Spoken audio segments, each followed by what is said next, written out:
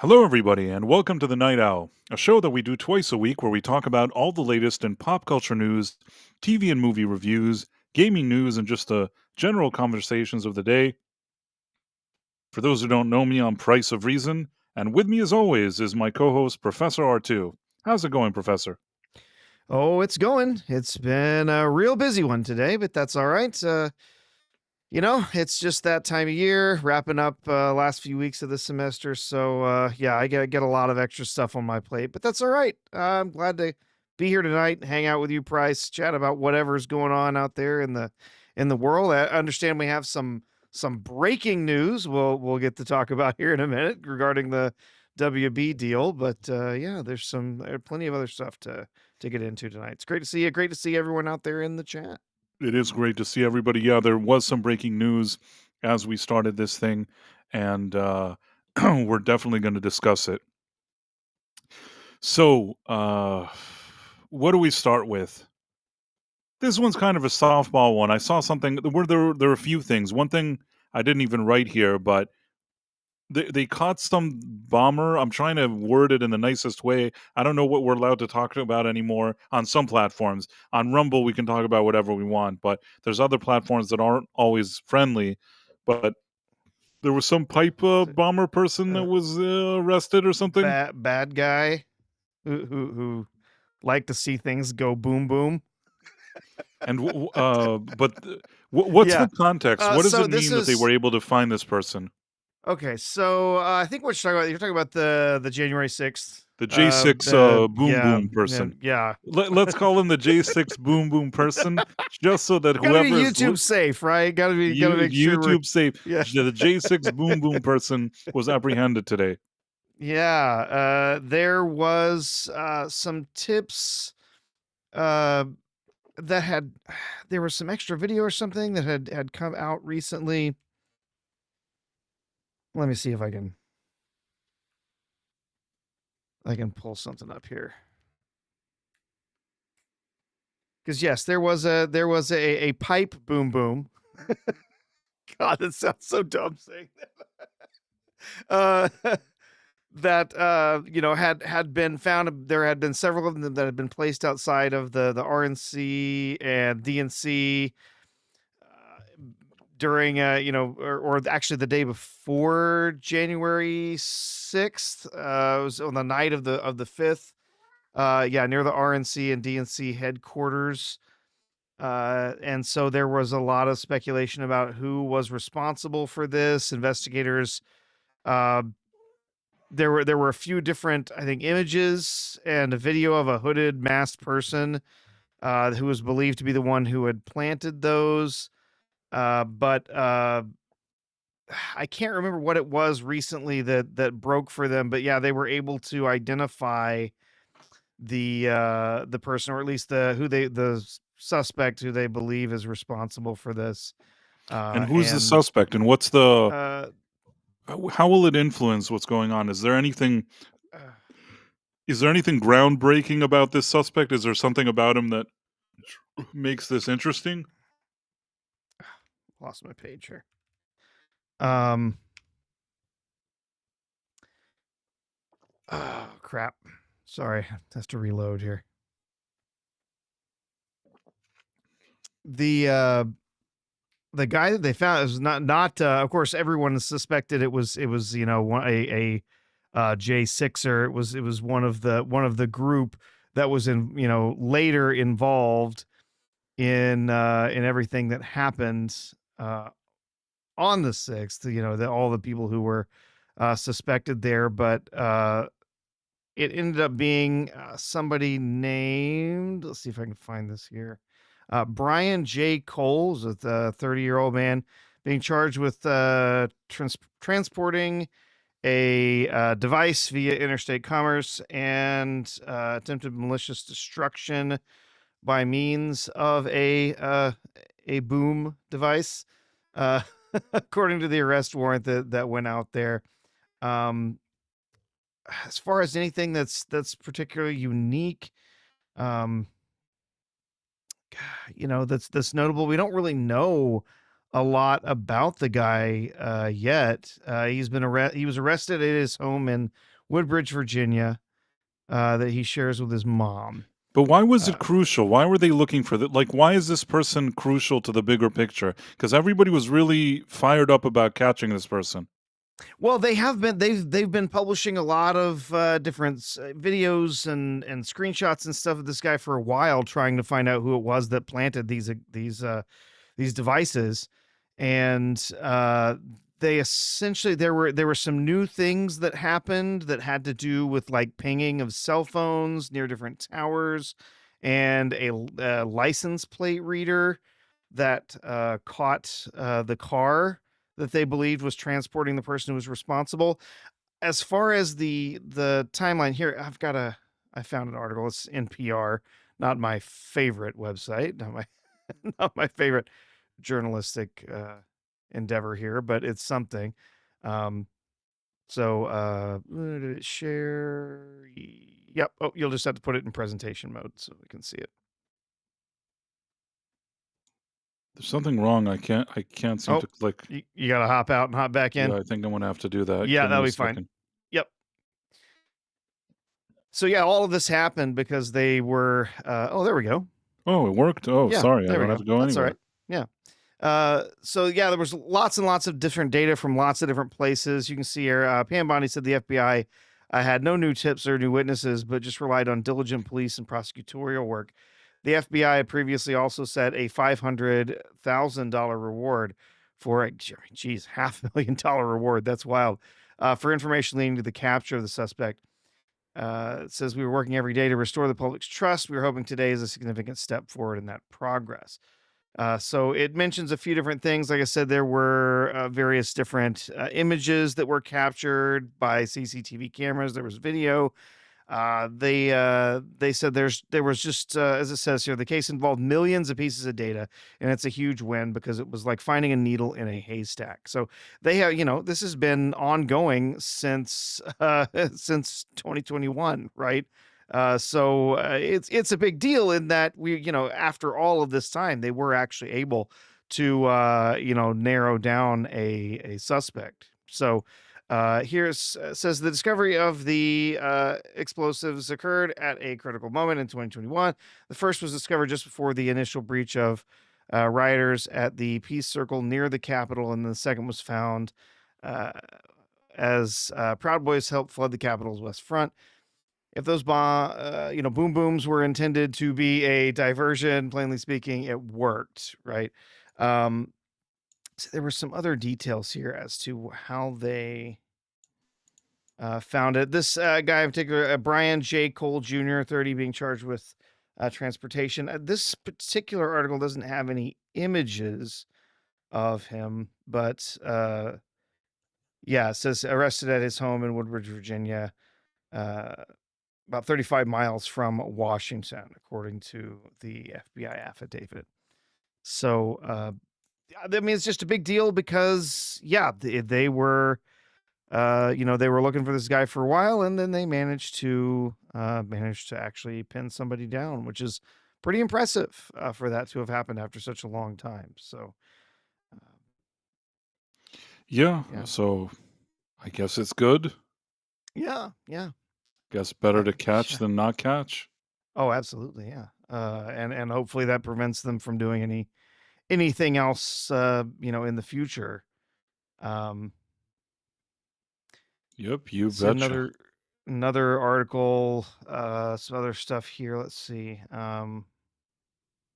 Investigators have linked the suspect to materials consistent with the construction of the explosive, such as the galvanized piping, end caps, wiring, batteries, kitchen timers, and so on. Cell site data and license plate reader records reportedly placed his phone and his vehicle near the locations at the timing when it was believed that these devices were planted. So they believe they've got a pretty solid case when it comes to this suspect. That they're pretty sure that they've narrowed this guy down pretty well. Brian Jerome Cole Jr., 30-year-old resident of Woodridge, Virginia, was arrested on December 4th. Let's see. Public records indicate no criminal history, though he has several traffic violations. It remains unclear if he has obtained any legal counsel. So, yeah, curious story. Surprised, honestly, after something that's gone on that long. It's, I mean, not impossible to catch somebody, not impossible to put them, at the scene of a crime and actually be able to convict on the evidence. But it's fairly rare. After a couple years, things end up kind of going cold, and there's not a whole lot for you to do. So, Yeah, it's interesting. It's yeah. interesting that they were able to pull it off. Oh, Price has disappeared. Wait, I'm not here anymore? Oh, there you are. Yeah, Where was I? I could hear you, but your picture disappeared. That's so For a strange. second. Yeah. It's really strange because my computer was just like all really slow and weird things were happening. I Yeah. don't know what it all means. My OBS was acting up right before we got started today. I had to restart everything, but I was good. So there weren't any updates or anything. Just Yeah, I decided don't it know. wasn't happy. Sometimes there's nothing that annoys me more than when a computer just starts like updating things. Just things get updated for you, and then all of a sudden stuff doesn't work like it's supposed to. Yeah. Right. So yeah, that really does annoy me. And I'm gonna Yeah. try to. Maybe I'm running out of space. Does that ever happen that you run out of space on the hard drive? Oh yeah, you absolutely can. Yeah. And If as I you, would as have known, the closer you are to running out of space, it does cause lots of issues because the modern computing systems use what's called virtual memory. So you've only got so much RAM on your computer, but it will create what's called paging, virtual memory, where it stores some stuff on your drive, so that it can sort of expand how many applications and stuff it can work with at one time. And if your drive starts filling up, then it doesn't have space to put any of that stuff on your drive, and so then other things start breaking, and your multitasking starts getting slow and all sorts of stuff. So I see. yeah. Yeah, so that happens. What happened is that I have some kind of Apple laptop, and Yeah. I so regret when I got it. At the time, you think, well, I don't want to spend a few extra $100 for more space, but now there's been so many times that I wish I would have spent the extra few $100. It was stupid of me not to. They're expensive as it is, so I'm trying to cut Oh yeah, costs. And at exactly. the end, I cut costs in the wrong places. You know what I'm saying? Yeah. Oh geez. Yeah. I'm lucky. I've been saving for a while. I've got money that's just waiting for I'm waiting for Apple to put out the new laptops, but they didn't put them out this fall. They're the pro versions of the laptops aren't going to be coming out until sometime in spring. I'm hoping not too far away, but yeah, I've got money sitting around. Just like, I need a new laptop. This one's starting to get awfully slow in all the wrong places. So yeah, looking forward to that. But yeah, it's one of those things where like you sit there and you're like, man, I just don't know that I can justify another, $400 to get the bigger the bigger hard drive or some more RAM in it or whatever. And then yeah, later on it's not something you can really have more of. You Yeah, can I have yeah, a fast external SSD. The yeah. problem is I've already filled that one up, and Yeah. now I have to buy another one. And again, all of these things they add up. It's like more you're spending more, you're spending more, you're spending more. It's just annoying. And this week this is going to be really nerdy. I'm sorry, but I did something kind of naughty. There was some kind of Black Friday sale, and I got like an external drive that was really cheap. And I figured a lot of my videos that are just like MP4s, I'm going to put them on this drive, make room on the faster SSD drive, continue to use that as I want to use it, and just store some of the other stuff that I don't really use Sure. on the new Yeah. one. Do you get what I'm saying? Oh yeah, yeah. But that Yep. required some thinking of me. Like, oh, I'll get this cheapo one because I can just store stuff there, and then the better one, I'll just clear it, and then I'll have more room, and I can once again use the faster SSD thing. Yeah. But it Yeah. annoys me that I even have to think of such things, Yeah, I Professor. know. Yeah. Well, yeah, I have a very large NAS, network attached storage. So it's a drive that's attached to the network where I put all of my other stuff that I'm not gonna keep locally. I back Oh it all up wow, there. it's Sean Crummell. It's Sean Crummell. Hello. Sean is How's it like going? Norm from Cheers. He just like, he shows up and everybody's like Norm. Norm. But Everybody I'm just always wants happy. to. Everybody just is happy because they can curse when I show up. Totally. How's We the can world curse and treating you, Mr. apologize to Crummell? you. It's fine. I thought about going to see Predators or that Predator movie today, and then I remembered I have lots of cool stuff in my house, and I should stay home and enjoy it. That Predator movie was pretty bad. Whoa. Yeah. Yeah. Oh man, that was rough. I can't believe I even wasted time watching it. It was so.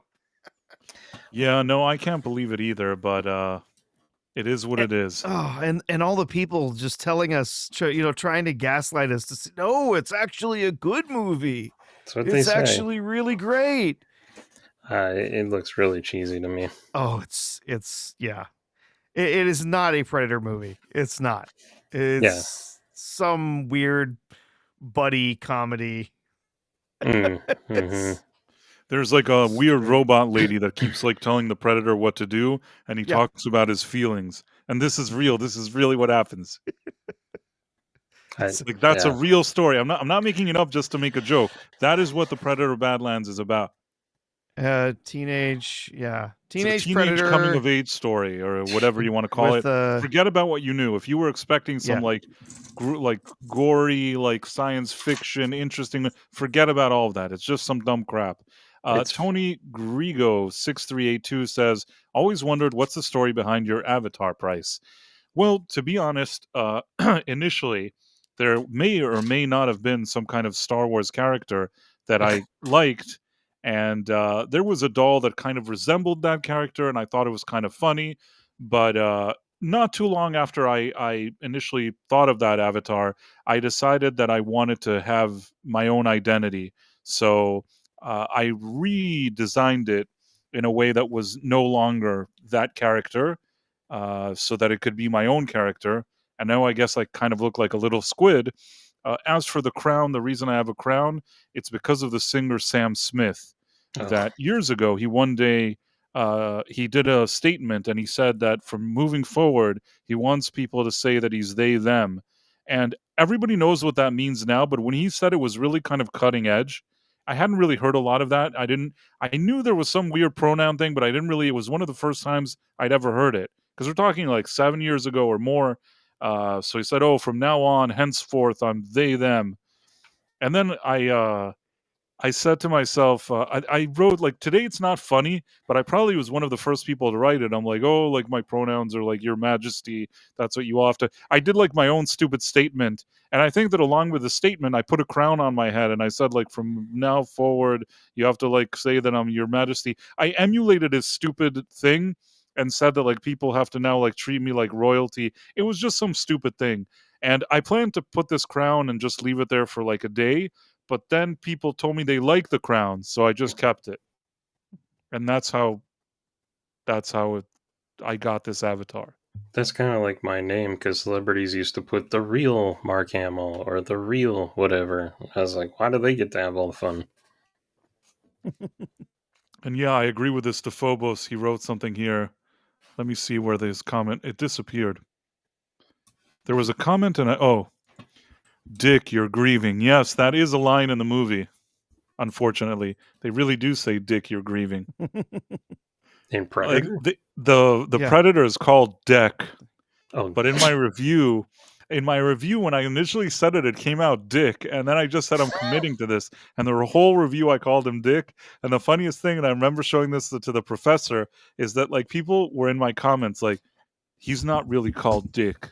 You're just saying that." Like people were saying that in my comments. I don't know why it made me laugh that people bothered to leave me comments telling me that his name is Deck and not Dick. Because it's a great movie and you need to get it right. Yeah. Respect his pronouns. Respect his Dick. Don't dead name him. Don't dead name him. He's Dick. No, but like some of the comments I showed Professor were funny. It's like, his name isn't Dick. You're just being a jerk. Yeah. And it's like Oh, I or get the such weird comments. You know, I think that a good sign is that I have like much thicker skin now. Uh, mm-hmm. people write like terrible things, and I just kind of accept it. I know that that's what's going to happen, and it's fine. And I'm even like I have a more upbeat attitude towards it when I see it. Like I sometimes have a chuckle even. There's one comment that sticks out in my head forever. It was on the Jurassic Cave Woman drawing video I did. Somebody said you should be in prison, and I've never forgotten that. It makes me laugh still. Why? Why would you be in prison? Because I drew a sexy cave woman. Who cares? What's bad about that? I don't know, but it makes me laugh. I mean, my biggest problem would be if you didn't have her being dragged by her hair. Oh well, because you can look at it. She's standing in front of like a rundown Jurassic Park and looking missed cave opportunity. womany. Then missed opportunity. By the way, Next dragged time. around by her hair. I don't even know if this is important. Was there like a peace deal or something with Trump today? Did he sign with like Rwanda and some other? Oh yeah. Hold on. You don't He's know always if the sitting there peace deal signing is like important. agreements with people. Does it even? Will it hold? Like, is it going to be anything? Is it significant? Yeah, this was interesting one. Not something I had expected to see, but yeah, it was between Congo and where did it go? I had a story up here not a few minutes ago. Congo and Rwanda. What was it? Yeah. Honestly, Professor, I'm ashamed to say that I probably don't know a whole lot about that conflict. I've never really visited that region, like, those countries in Africa. I don't live and breathe, their conflict. I don't, I assume that they're arguing about something. I don't know what it is. I'm not saying it's not important. I'm just saying that that's what it's like with most conflicts. It's also when you ask me about like Russia and Ukraine, I'm always really hesitant to weigh in on that one. And I know everybody has their opinions about it, but I always feel like there's some weird thing about that one that I don't understand fully. I'll tell you why I don't understand it fully, and I've said it before. Russians and Ukrainians, a lot of them speak the same language. They used to be the same country, and now they all hate each other. Sometimes you have family members on both sides, and it's like how I don't know how to get involved in such a thing. Sorry, Professor, what were you saying? No, I was just pulling up a story here so we could talk about it. But yeah, so it's a deal between Rwanda and the Democratic Republic of Congo, and so they've had a a long running confrontation. It says here the 30-year long war between these two countries. So they had both of the leaders of the DRC and Rwanda that were both invited to this conference, where Donald Trump helped broker this deal, and they all signed this together. This also included a minerals deal, developing different the development of resources in these different areas so that they can withdraw minerals from different areas in these countries. It's going to benefit those countries financially. It's going to benefit the rest of the world in having access to those minerals. And guess what? Those minerals aren't going to go to China, who wanted access to those minerals, and has been happening in a lot of African countries. China's been moving in, paying essentially. I mean, I'll say it, paying off warlords essentially. Giving them money so they can buy guns and ammo and all sorts of stuff, so that what do they care? China can then go in and anything. They'll pay off warlords, get access to land, and they can go in and they can strip mine areas for minerals. Yeah. Say what you want about Trump, but you know what? Some of these, a lot of these kind of leaders, they like talking to him, even though like he is the way he is. Somehow that appeals to them for some reason. You keep seeing minerals, and I keep picturing Flintstones vitamins. I thought you were going to say you keep picturing Flintstone in the quarry at the beginning of Oh yeah, that too. It fits. When I was a kid, I had vitamins that were like the Flintstone vitamins, Yeah. but I think that what I did is that I didn't realize that I'm only supposed to eat a certain like one a day, Mm. and I loved that they were Flintstones and that they had a pretty good taste to them. And I was just like, one day I sat around and ate a bunch of them, and I think that Oh, probably was bad. jeez. And Yeah, now you're gonna live that's forever. it's not good. It's not good. Yeah, that's actually, believe it or not, that's actually one of the like top 3 different types of poisoning that kids get Mm. is they Oh. ingest too many vitamins. Like, Oh. especially now that they'll have the the over the counter vitamins that like once a day vitamins that you for kids, and they're like in like sugary gummies, like little gummy bears. Mm-hmm. And so the kids will sit there and they'll pop an entire container of gummy bears. And yeah, if you get too much of some different vitamins and minerals, yeah, it can mess you up. And so that's Tim Hayes said that they did not taste good. He says they were very tart. So And once also I had like Spider-Man vitamins, but they oh didn't yeah, even look yeah. like Spider-Man. I We don't got a know, they bunch were of just those when we were kids. Yeah, we had the Flintstones ones. I didn't mind those so much. My daughter actually has the Flints. Those are the ones she likes. Flintstones were the Is best. the Flintstones, and Flintstones I had vitamins. Spider-Man, even though it didn't really look like Spider-Man. Yitis says, never get in the way of a civil war. And that's how I feel with the Russia and Ukraine one. Even though it's not nice to say, I am very hesitant about, getting involved. Istafobos says it's like trying to stop a chick fight. I guess. in any case, yeah, so that's why I don't really get involved in it. I will say another thing. Uh, a lot of times there could be a conflict, and if you're not living there, if you're not living and breathing that conflict, you don't fully understand it. There's nothing Mm-hmm. you can tell me. You can tell me a million things, but in a lot of cases, in these type of conflicts, especially ones that are more complicated, like that Ukrainian Russia one, you have no way of fully understanding it.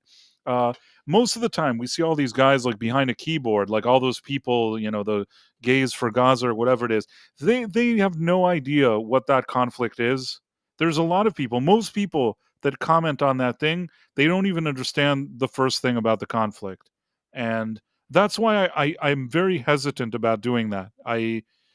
I'm always willing to listen, and there's certain opinions that I have, but it's if you don't fully understand something, if you haven't lived in a certain region, if you haven't sort of felt something of that, then sometimes it's best to kind of not be as forceful. Do you get what I'm trying to say? Mm-hmm. Sure. Yeah, just stay shut up. Sometimes it's better to shut up if you don't Mm-hmm. know a lot. And, personally, I have some knowledge about some things, but I'm not saying that I have knowledge about all things. But just Sure. circling back to this Rwanda thing, I've always been kind of puzzled about it. I knew they were fighting a lot, and I didn't really know what they wanted. But if there's going to be peace, that's not a bad thing. I don't have any issues with that. Yeah. Yeah. Yeah, and this is yet another piece. So is this number 9? I think he's into 9 wars now. As he likes to talk about all the time, Trump. But yeah, I've ended 9 wars. Yeah, something like that. Nobody's ever done this. The first time ever. In any case, that was the thing. And what? Oh, wait a second. Hmm? I was trying to. What's our next order of business? So we brokered a peace deal. Was there anything else? The peace deal. There was another thing I spent that there's been a lot of talk about. I suppose you've probably seen some of this. Have you been paying attention to some of this? The military knocking out these narco terrorist boats. Oh. From Venezuela. Yeah, I Have you heard keep some of the seeing that. I don't know. I guess controversy Venezuela over the are last- unhappy, but Trump some is of the happy. controversy I don't over the know. last couple of days? They're trying to imply that the U.S. Committed war crimes. We heard some of this. They've been talking about. This is the latest Yeah, one. I've been They seeing just stuff. I blew don't know up what to yet think another of it. boat. Of course, these are just peaceful fishermen with boats laden with drugs and that go very fast. They're just peaceful fishermen, of course. But You no, get the the fish hooked on the drugs, and then they come to you. yeah. Wasn't there a Simpsons plot where Simpsons Probably. they got the fish hooked on drugs or something, and then they were like jumping out of the boat to get. That sounds like something.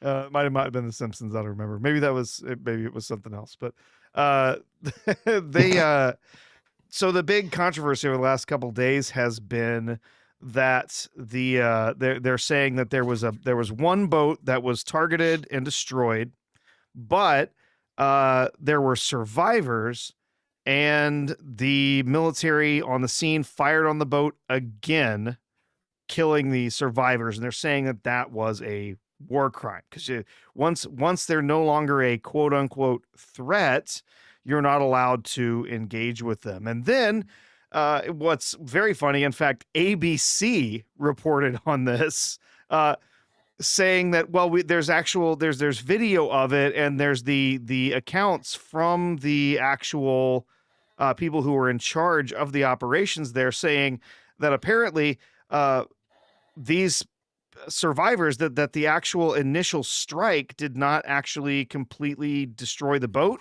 It damaged the boat, and the survivors climbed back onto the boat, were trying to get it operational and trying to use a radio to contact other members of their cartel. So what's basically been argued then is, okay, they climbed back on the boat. They were trying to get it working again. They were trying to salvage the cargo. They were trying to contact, other members of their forces, other members of their narco-terrorist group. So they were still in the fight, and so they're still a valid target. So not a war crime. And it was ABC that actually reported on this initially. So it's not like this came from Fox News or anything, right? This did, came directly from the government. So basically they're saying, oh, well, they're going to keep trying to push this and saying this was a war crime, whatever nonsense. All the reporting from what was actually happening, the people who were on the scene are saying, no, they weren't out of the fight. The initial strike didn't destroy the boat. Second one did the job, right? It wasn't about killing survivors. It was about finishing the job of taking out the boat. I understand. And so there's a bunch of that stuff. And of course, completely ignoring the fact that presidents have killed civilians left and right before. Obama did it all the time with drones. Biden's done it. It was, please, right? They just want to try and find something that they can use to distract the American people. People are saying here that the Obama administration did a lot of that. Oh yeah. I believe it. Yeah. Yeah, all the time. And there's other engagements that have happened other presidents where they fly in, they're attacking some some training camp or something, for the bad guys in Afghanistan.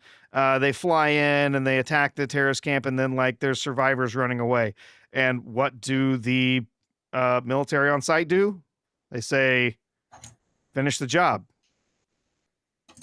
Don't let them get away, and they finished it. So it's like it's kind of silly in a lot of ways to say, well, this has to be a war crime, when you look at all of these other kinds of situations that have happened in the past with other presidents in other engagements with terroristic organizations to try and say that this is any says Zelensky different. needs another $10 million house. Well, man, of course. those guys did get.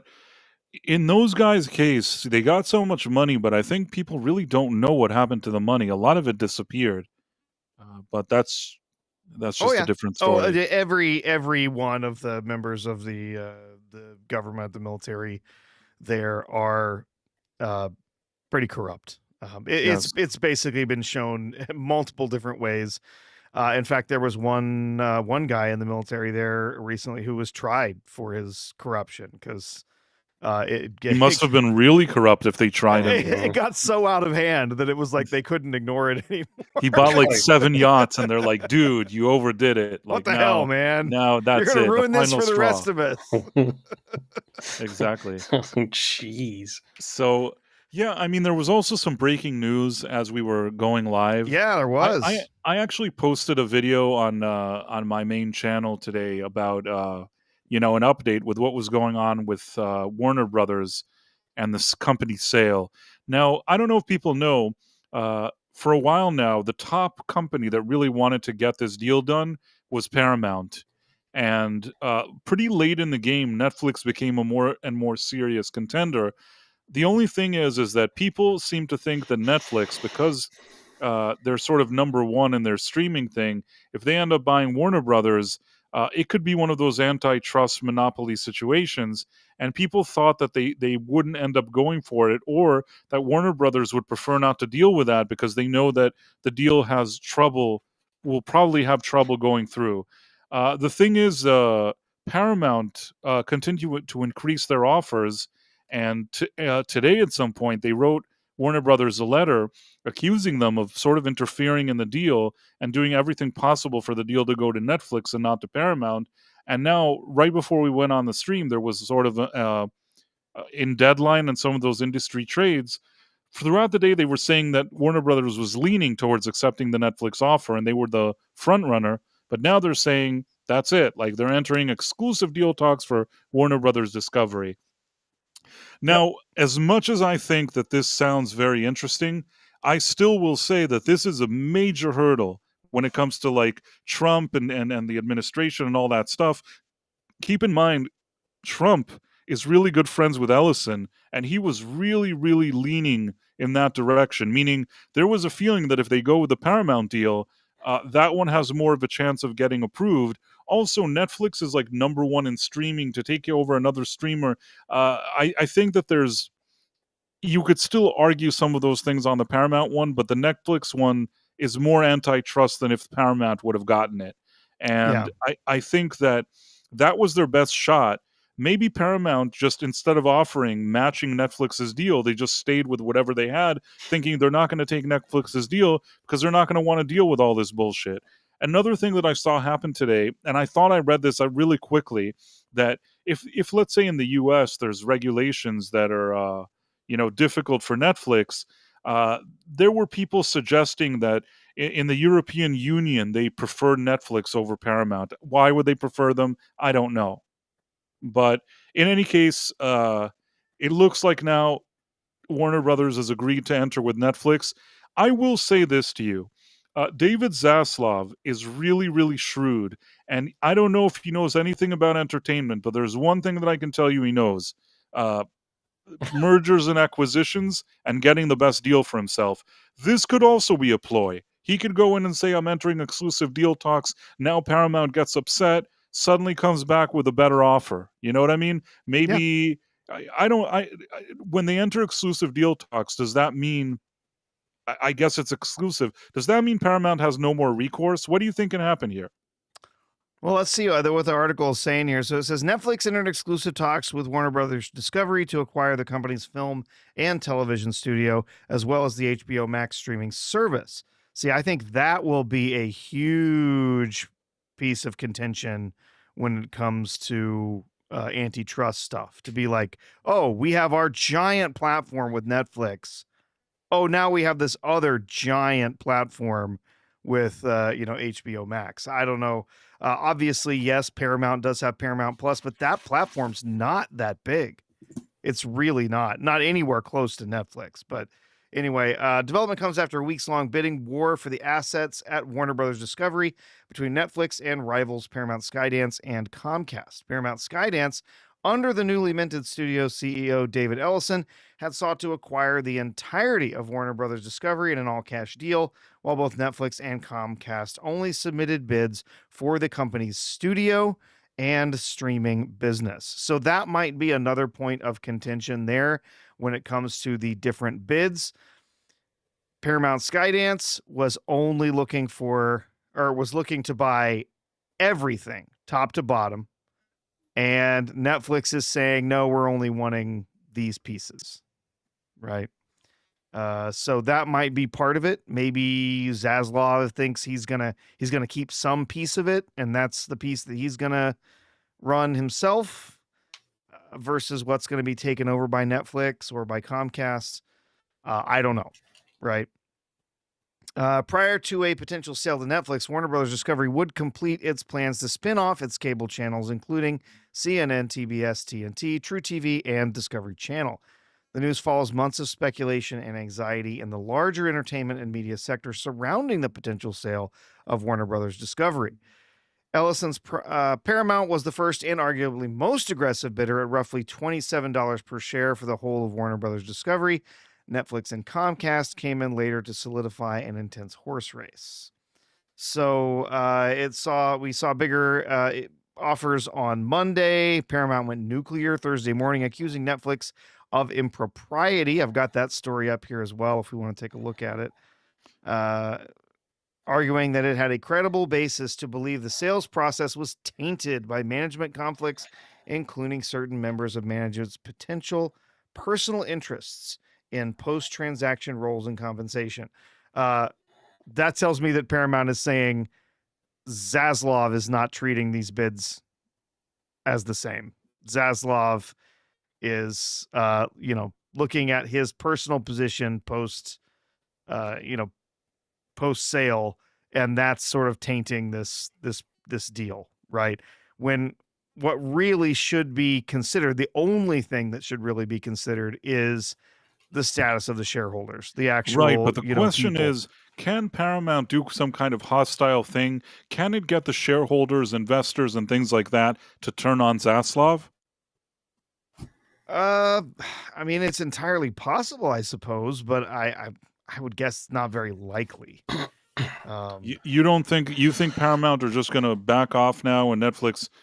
This almost seems too easy for Netflix. I don't think Paramount's going to back off. I think they're going to keep challenging this, and they're going to try and challenge, be part of various challenges against this, including, saying that this merger is an antitrust issue and so on. I think they're going to be part of that argument. I don't think they're going to give up just as easily as that. And I think they might even consider, continuing to up their bid, and try to sweeten the pot. But can they still? This is the thing. They're like, exclusive deal talks. But can Paramount still, at this point, say, okay, we want to offer more money? Are they allowed? Oh, of course. Yeah, they can still say, here's our offer. We're making this offer. Whether the executives at the Warner Brothers are actually talking to them or not, they can still make that offer. And they can even, kind of like you were saying, they could make the case that, hey, they're not doing the best thing for the shareholders. The shareholders need to start taking action. The board needs to start taking action concerning this because, they can make the case, as I think they kind of have done already, that perhaps some of the executives, including or probably exclusively David Zaslav, are not looking at these bids fairly. They're looking at them, or he's looking at them more directly as to what kind of role he's going to have after this merger or this buyout or whatever, and where he's going to be standing, what kind of compensation he's going to be receiving, versus looking at what's best for the company as a whole, what's best for the shareholders in the company, right? So, yeah, I couldn't tell you. I couldn't tell you where this is going to go next. It sounds like for now, probably most of the talk is going to be with Netflix. They're saying they're entering this exclusive deal, but that doesn't stop Paramount from, upping the ante and saying, okay, well, here's what we're offering now. And then maybe even, as I said, maybe even taking that argument to the board or to the shareholders more publicly. I'm so sick of this whole thing. Just shit or get off the pot already. Yeah, I don't know. I mean, the thing is that if you ask me, I would have preferred the Ellisons to take over than Netflix, because I know this is bad and maybe I'm just saying it from my shitty perspective, but the Ellisons, they're less woke. Netflix is already woke enough. You know what I mean? I think that if you would have given them a chance to be in charge of some of these properties, I suspect they would have been less woke, because that's not their thing, the Ellisons. Now, The downside of the Ellison thing is that, and this is just my personal opinion, I don't know how great it was that some of the financial backing came from like Saudi Arabia. That was the Mm-hmm. one thing that I'll say that I wasn't sure about. Uh, because on the one hand, it was presented as, well, they're just investing money and we're the ones that have the creative control. At the same time, people that invest a lot of money in something, at the end, they have an opinion about certain things. And, Warner Brothers is a very American company. So in that aspect, I was very kind of hesitant about that idea. But overall, with like the Ellisons in the driver's seat, I probably would have preferred them over Netflix. Netflix, every single thing they do, and really, I mean, there's no way around it. They don't make anything that's not woke in one way or another. Even now, when we saw Stranger Things season 5, the first 4 episodes, uh, full of like agenda peddling. I think maybe when the show started, it was a little less agenda peddling. Over the years, they just got greedier and greedier and greedier. And these 4 episodes were super, super agenda peddling. And a lot of their other stuff, almost every show you watch, it's rare that you see a show on Netflix that there's like a man that shows up and does like, masculine things and solves some problems and people respect him. You don't really see that on Netflix. So what? Now they're going to take over all these franchises? Forget about it. It's all going to be shit. Yeah. Sorry, And Sean. it's going to be worse than that because we're talking about Netflix here. What are the chances that they're going to put much of anything out theatrically? Right. I mean, once they have control of Warner Brothers. Yeah, I don't think that they will. It's not their thing. They don't like that. So they take over a lot of IPs and a big catalog, and they don't want to put things in the theater. I actually think that this thing with Netflix is a disaster for the industry. Now, again, I have some reservations about the Ellison thing because of the Saudis and different things like that. But somehow, out of the two, I would have preferred them. I think that Paramount was the better option, and yeah, Zaslav. I don't know how it's all going to play out, but I think that Zaslav is being a bit greedy. His whole thing all the time, all he keeps thinking about is how many millions he walks away with. I mean, Mm-hmm. already with the offer that Paramount gave him, he could have walked away with like $500 million. Most people would be like, wow, I got to like sit around with this company and do like fiddle around with the things, and I walk away with like $500 million in my pocket. That's pretty cool.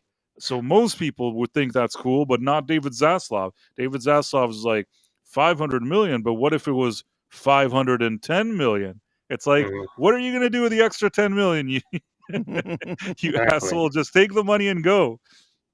Yeah. I I got to sell Looney Tunes, the thing we're known for, and then I got to collect money for it. Right. Yeah, and by the way, just for those who are wondering about DC, I think that this is my humble opinion. This is good news for James Gunn. I can't believe it, but James Gunn, this is the outcome that he probably had hoped for because the Oh yeah. Ellisons, they seemed like there was a lot of chatter initially, even, from more independent sources reporting it, but even now from the mainstream media suggesting that if Paramount showed up, James Gunn was not on their a top priority for them. I still think they would have let him finish his contract, which ends in 2026, and just not renewed it. But I don't know how far he would have gotten in a company like that because the Ellisons have very little patience for people that are not kind of aligned with their thinking and annoy them. And if Taylor Sheridan didn't start off on the right foot with them, I don't know how James Gunn would. So if the Ellisons would have taken control, I think this wouldn't have been good for Gunn. Now this thing is great for Gunn, especially if this continues like a saga for years in courts or whatever it is. James Gunn can sit there. He's going to churn out his shitty movies. Maybe he'll even get to make Man of Tomorrow, the sequel, whatever that was supposed to be, the Superman. He's going to be able to do all of that. And because Netflix, I don't think are going to fire him on the spot. And don't forget, Netflix are woke. And so is James Gunn.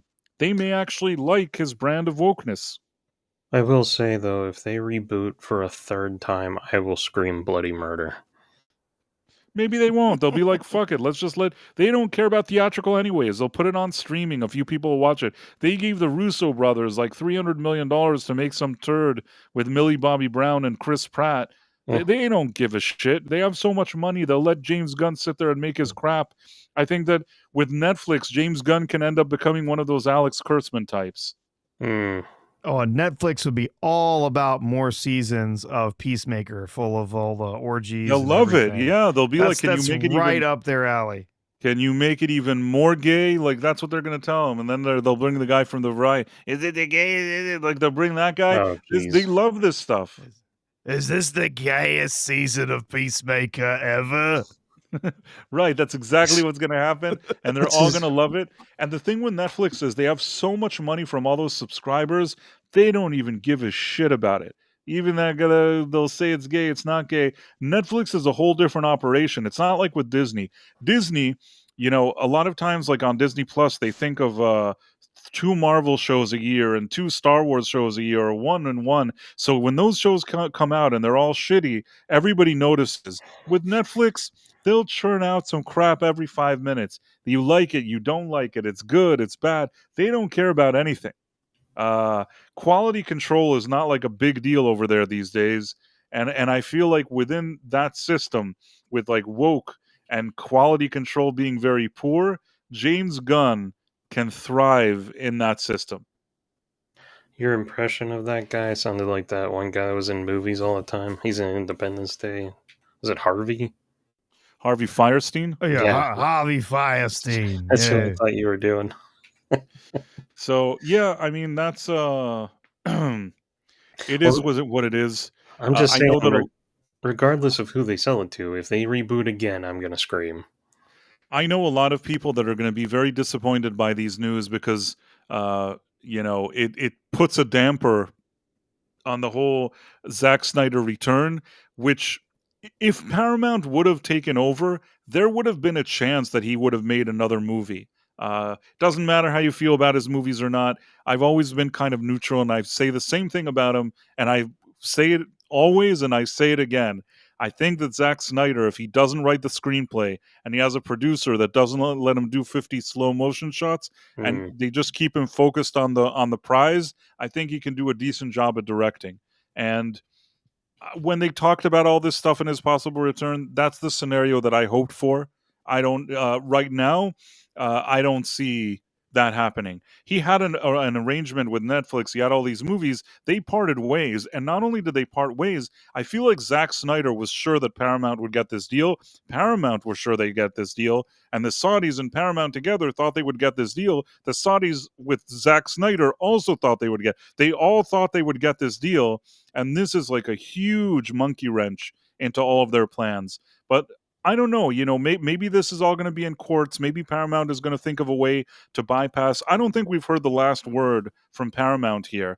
But if Paramount somehow back off and this deal ends up going through, then all of that hope with with what people were thinking about the Saudis and Snyder and Paramount, I don't think, it's looking less and less likely unless Paramount can somehow regain control of this deal.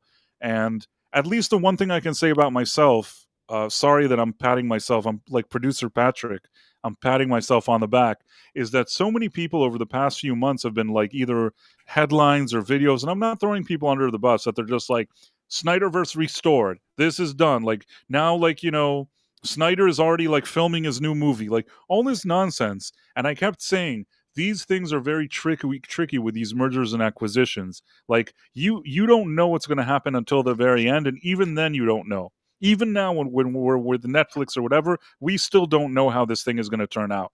So uh, I think it's too soon for the people that went and already like were celebrating all this stuff. I think there's no point in all those kind of celebrations. I try my best to be as honest as I can. Mm. Anyhow. Yeah. See, we have a super chat Oh, I think we had something from the dead man. Is it a from poop? the Oh, dead okay. man. There's two things from the We dead got two man. things. We got a sticker and we got a super chat. Yeah, and at least I feel like I have some kind of integrity, Professor. No, because I don't know if you notice. You probably Yeah. haven't seen some of these. Oh no, yeah, I've seen I've seen them. Do you know what I'm talking about? That sometimes you have these kind of like that they're already promising that he's like they're making his movie, and I'm Yeah. like, Oh no, yeah. don't No. do that. Like I kept saying Yeah. the same thing Oh, that it, if Paramount were to join with the Saudis, he really does have a relationship with them. Like they sit around posting photos with like Zack Snyder. They yeah. seem to love the guy. Yeah. So if they would have been the investors, Paramount comes in and the Saudis are like, we really like this version of the DC thing more than the other one, and we like Zack Snyder. There was an actual shot of that happening.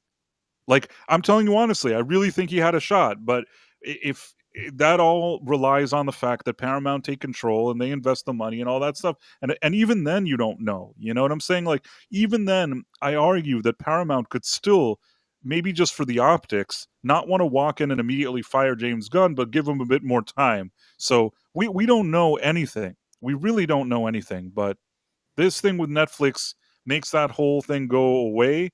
And I actually think that Netflix owning Warner Brothers would be a disaster. I think it's very bad for the industry. I don't have anything good to say about it. So it's the most likely option. And that's probably, yeah. So the dead man, he gave a 99-cent poop sticker. Then he wrote Price, the cast the panel in Winnie the Pooh. Sean can't be Eeyore. Thank you. I don't understand. Why can't you be Eeyore? Because it's obvious. It's too obvious. Oh, okay. voice. Yeah. That's the worst part about being me, is that even when I think I'm putting a lot of energy and enthusiasm into things, I still sound monotone. But it's especially rough at night because I have to keep my voice down. Snyder's been tied up with Netflix for a few years now. Now, the thing is Yeah. that recently they've sort of parted ways. He was still supposed to do a few movies for them. Either they were unhappy with his results, either he thought that he was moving on with the Saudis to do the Warner Brothers thing and do the Snyderverse, so he kind of brushed them off. But now, like, it looks like the exact opposite. They parted ways with Snyder. They're supposedly taking over Warner Brothers. They're probably going to love James Gunn. I don't know why. I feel like right now, James Gunn is breathing a sigh of relief. Like, James Gunn is sitting around playing, like, Pina Colada, whatever fucking song from the 70s he's listening to now. He's dancing around singing, like, in a pina colada. And he's like dancing around, probably brought some guys to look at his wife as he drinks the pina colada. That was Absolutely. mean-spirited of me. I know, Yeah. Sean. No, go for it. No, they're gonna do more than look at her. Allegedly. Allegedly, yes. So him and his wife are gonna have a party today with with pina coladas. Yep, and a chair. It's He's getting gonna more specific. Tomahawk 511 says, I want Gunn out more than Snyder back. This is the thing, is that the past month, what I saw, that so many people, even people that don't even like anything Zack Snyder didn't like his universe, didn't like his movies, and even they were saying, you know what?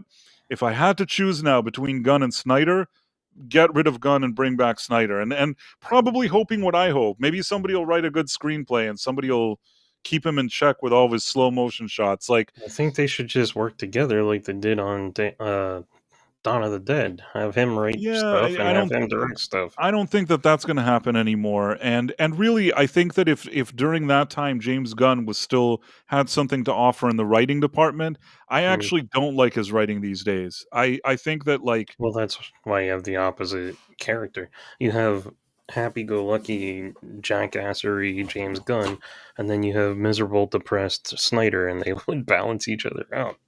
Maybe that would be a solution. I don't really know. I will always argue this, that even Man of Steel that people criticize, if you would have shown me that movie before it came out and let me rework it, there was something to be done with this movie to make it a pretty decent movie. It's just the mistakes in it, and they're mainly writing mistakes. And to be fair, I'm not saying he's a good writer, but he didn't write Man of Steel, Zack Snyder. This is also on like Goyer and Nolan and whoever wrote that screenplay. Mhm. It really had issues. if they could have fixed what was wrong with that movie, I think that if nothing else, it would have been like a pretty decent Superman movie. But the issues that exist there are really, really difficult to overlook. And that's a struggle that I've always had. But when it comes to like casting and feeling, when I saw like Henry Cavill walking around and flying and the Hans Zimmer music, I did feel that was more epic. I also like the overall cast better in the Snyder movie. Like, yes, Kevin Costner's character was shitty, but I thought that he was a good casting. A lot of good actors in that movie, in my opinion. Mm-hmm. I mean, I like Amy Adams. Some people said she didn't have good chemistry with Henry Cavill. I don't know. I like Amy Adams. I think she's a good actress. Thought Henry Cavill was great. Kevin Costner and Diane Lane, I thought were perfect casting for Pawn Ma Kent. They were jerk offs, but sorry, Sean, but you know what I'm saying. More Pa Kent than Ma Kent, but not bad casting. Michael Shannon as Zod, it's not bad casting.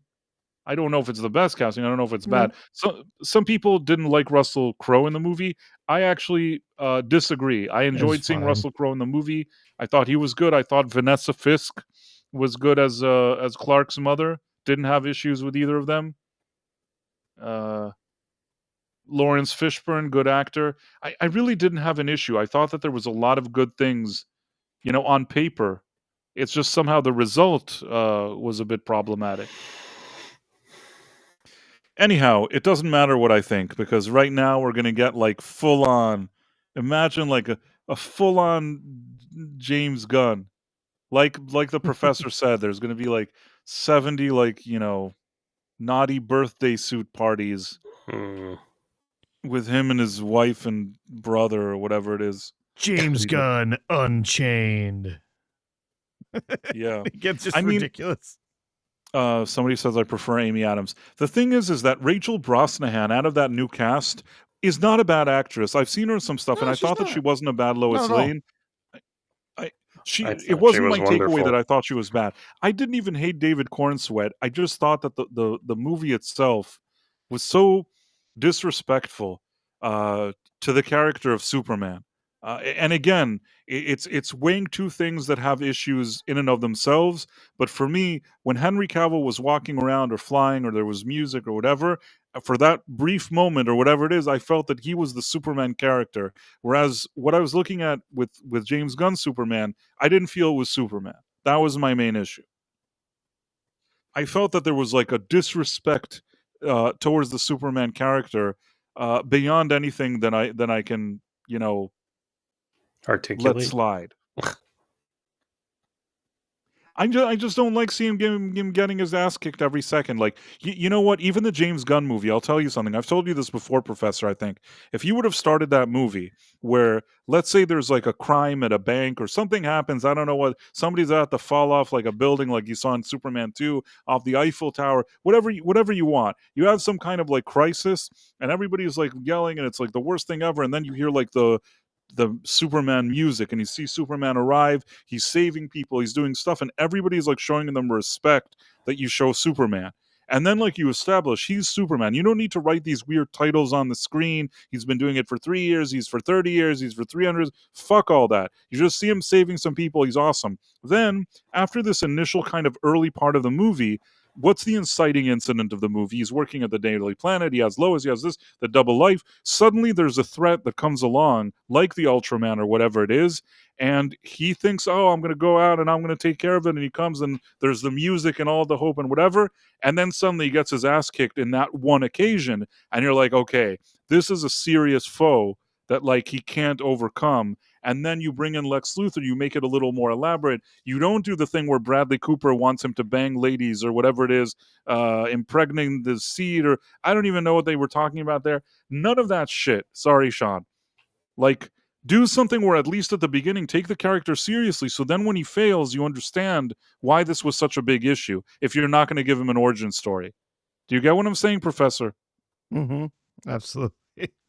No, but do you understand what I'm trying to say? Like, if you don't start off seeing that he's Superman and people know that he's Superman and he's awesome, then what's the point of that whole movie? Like, you see him, he's already on the ground getting his ass kicked, and then the whole movie continues to get his ass kicked. The movie starts with him getting his butt kicked, and you don't really get to see him be super first. Even if they do have some villain that comes along and like can kick his butt, we are just told in text that, oh, he's been Superman for 3 years and he's the most powerful superhero anywhere. And then Show us. Don't tell us. Don't put some next thing shitty he just thing. Show gets it. his ass kicked. Yeah. And then he spends the rest of the movie getting his ass kicked. But do you understand how the atmosphere of the movie would have been different if it starts off that like everything is great? Instead of writing that title, show that he's the superhero that everybody loves. He's saving everybody. And it's like it's great. And then once there's a threat that comes along and he can't beat him, and people start sort of turning against him, that's what's interesting. Instead of Bradley Cooper talking about ladies in some harem, make it so that everybody relied on him, but now that he can't deliver, they quickly turn on him, because that's very much a human, behavior, to put somebody on a pedestal and then enjoy kicking them when they're down. I think that could have been an interesting thing to explore, and then have him just try to, overcome the challenge and make it about that, make it about Lex Luthor, and don't treat Lex Luthor as a joke. And the pieces of the puzzle were there, but James Gunn doesn't need that puzzle. He just wanted to do his goofy shit. Sorry, Sean. And I can't let it slide. Well, he wanted the Justice League to be Guardians of the Galaxy. Right. That's what he wanted. He wants to put together this ragtag, goofy team of characters who, quip on stuff throughout the entire movie and whatever. Like he just wanted to make Guardians of the Galaxy again within DC. That's what he did when he made the Suicide Squad, his Suicide Squad movie. It was R-rated Guardians of the Galaxy, except Suicide Squad characters. That's what it was. Not that it was bad. It wasn't a terrible movie. It was doing what he does best. It's taking these quirky, weird, characters that nobody really understands, nobody really knows, putting them in the weird situations and having them, quip and joke with each other and whatever. And that was fine. And it worked okay in that situation. Again, because they're not heavily established characters. They're not Superman, iconic. A Batman, a Wonder Woman. They're not those characters that have, 100 years of storytelling, building, on those characters. So, yeah. Did we get to those super chats? We did. Yeah, there was one. Oh, sorry. There was sticker and one with. There was one. There was one more after that from Istophobos. Wait, there's another one from Istophobos. Let me pull that one up. Istophobos is a friend of the channel. Who was I in Winnie the Pooh? I guess I missed that. Am I Winnie the Pooh himself? I guess you would have to be Winnie the Pooh. Yeah. That would make you Piglet. Istophobos said that he likes when I say that he's the friend of the channel, but I don't remember why he said that. And it's a late hour, but Istophobos says, "Rip Carrie Hiroyuki Tagawa. He will be missed." Yeah, Cary Hiroyuki Tagawa. He's a well-known. He was 75 years old. He was an actor or something, right? He was 75 years old. Yep. So you can. I put his face up here. You'll know who it is. Well-known actor. It's David Zaslav. No, hold on. Oh, I thought you put his face. Okay, sorry. Yes. Oh, I got it. Yeah, I know who it is. Yeah, oh, he's the bad guy in the Phantom. Yeah, he's the bad guy in the Phantom. Yep.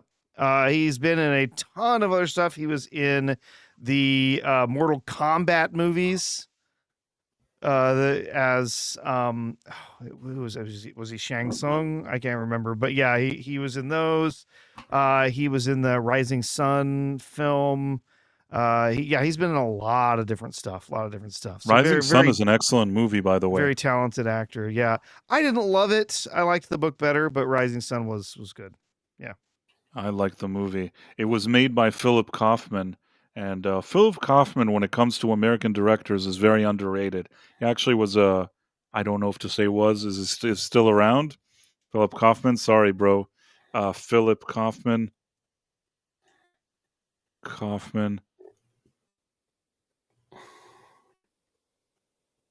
Let's see. Yeah, he's still around. He is 89 years old. Most people don't remember this, but he actually, I believe, has a writing credit on Indiana Jones. Oh, On what's his face? Raiders of the Lost Ark. He is considered there is some story, and I don't remember what the deal is, but initially when George Lucas wanted to make Indiana Jones, then he he teamed up Raiders of the Lost Ark. He teamed up with Philip Kaufman, and the story for the original movie for Raiders of the Lost Ark was Lucas and Philip Kaufman writing it together. That's why he's credited on the story. Now, I think initially he was supposed to continue to be involved. I know that Philip Kaufman, based on something that I researched years ago, I know about this director. He's very much kind of a perfectionist, and he has his own way of doing things. And I take it that his approach, along with Lucas's approach, didn't quite work. It wasn't like Lucas and Spielberg. So I don't know what they initially worked on together, but they parted ways. I will still say, though, that I think that in future installments, they still had to give him some credit. Even on the future installments, they still have to write his name. I thought so, at least. And you know what? Raiders of the Lost Ark is a good movie. Why was I talking about A Rising Sun, which you didn't like? oh no, it was a fine movie. I was saying that the book was much better. Anyhow, Invasion of the Body Snatchers, the 1978 version, that was Philip Kaufman that directed it. And I thought that that was a pretty good movie too. And he directed The Right Stuff. And I think he also wrote The Right Stuff. He wrote and directed The Right Stuff, which is also, a good movie. When it comes to Rising Sun, some of your, feelings are aimed towards him because I think he adapted the book to the screen writing wise. And if you don't like what they did with it, then I suppose that's on him. I think it was honestly kind of a difficult book to adapt into a film. There was a lot of detail, and it's been a long time since I read it, but there was a lot of detail in there about the characters learning about Japanese culture and traditions and stuff like that. Like, I don't know, all doing all that research and trying to convey all of these different cultural ideas and stuff to in the film.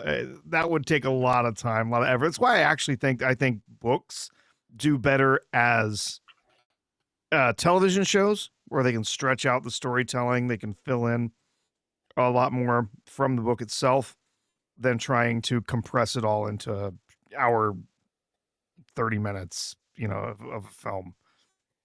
So, yeah. Okay. Look at this, okay? In 1970, can you see it? Yeah. So, in 1975, Lucas discussed his serial film idea with his friend Philip Kaufman. The pair worked on the story for 2 weeks. Lucas imagined his character as a college professor and archaeologist adventurer based on his own appreciation for archaeology and famous archaeologists like Hiram Bingham III, Roy Chapman Andrew, blah, blah, blah. Kaufman removed Lucas's film of Smith. That was probably the original Indiana Jones, probably called Smith for some reason. It was. As a nightclub patron and womanizer, and suggested that the Ark of the Covenant as the film's central goal. It's pretty cool. It's called Raiders of the Lost Ark. It was a good idea. Taking inspiration from hematologist Raphael Isaac's theories on the physics of biblical miracles, the Ark provided a source of conflict for the hero in the Newsies, played by Newsy leader Mustache Man's historical fascination with the occult. Lucas wanted Kaufman to direct the film, but because he was already committed to working on the Western The Outlaw Josie Wales, Lucas paused the idea again and resumed working on Star Wars. Then later he pitched it to Spielberg. But yeah, I mean, Philip Kaufman, I mean, I don't know what it would have looked like. I'm happy that Spielberg directed it, but I have a feeling that Philip Kaufman probably had some good ideas there. He's not a bum, Philip Kaufman. I actually think he's not a bum. High praise. Philip Kaufman, not a bum. Says Not a Price bum. of Reason. You can do a quote like if he releases a movie, Or or an you need like a good autobiography. quote on him on like some. It's going to be the pull quote for Price in his review. Philip Kaufman is not a bum. Philip Kaufman is not a bum. I just want to see if in the other ones they still have to credit I would credit bet he Philip. probably has to be credited at least as something like, characters, created Based by or on, something yeah. like that. Okay, let me see for a second. Story by George Lucas, Willard Hayek, and Gloria Katz. A lot of times they still have to add like characters created by, and then they would add him to the mix. Yep. I think that they still have to say that he created the characters. I believe. But let me see for a second. How did we get to talking about Philip Kaufman? Oh, Rising Sun. Yeah. Oh, because of the actor. Is Philip Kaufman credited on Let's see, Philip Kaufman. Indiana Jones? Doing a quick search. Okay. The Last Crusade and Kingdom of the Crystal Skull and Dial of Destiny, they had to credit Philip Kaufman, but they didn't have to credit him in Temple of Doom because I guess they didn't feature Sala and Marion and all those. Do you get what I'm saying? Mm-hmm. Yeah. Let's see if I do Last Crusade. Yes, okay. Yeah, I did not find him in the credits for the other films. Let's see. No, I found it. Basically, I just quickly researched it. He's credited for Raiders of the Lost Ark story and characters. In Indiana Jones and the Temple of Doom, none of the characters that appeared in that movie appear in Temple of Doom except for Indiana Jones. And I guess Indiana Jones was considered the one that Lucas thought of, so it's not necessary to credit Philip Kaufman. However, with Last Crusade, the second that they bring Marcus back and Sala and Marion, wait, they don't bring Marion in the third one there. They don't have her. Still, Sala and whatever, they needed him. So they credited him. Yeah, Kaufman received a story credit as well as a characters credit for Last Crusade. And I'm looking to see what he got credits for in Basically, let me put it this way. Crystal Philip Skull. Kaufman is a genius. Imagine just sitting there spitballing with Lucas for a few weeks, and since then, every time somebody like farts anything Indiana Jones related, you have to probably collect some kind of check. And then he received a credit for characters in Kingdom of the Crystal Skull. Black Jamie 80, I said that I don't think it bodes especially well for Snyder, this thing with Netflix, because I think that Paramount, the Saudis, and Snyder, that was actually something that could have happened. Unless Paramount find a way to get rid of Netflix and take over this deal, and it stays with Netflix, I don't know. Netflix, I think this is probably the blessing that James Gunn was hoping for. Like I said, he's opened a bottle of champagne tonight, James Gunn, I think.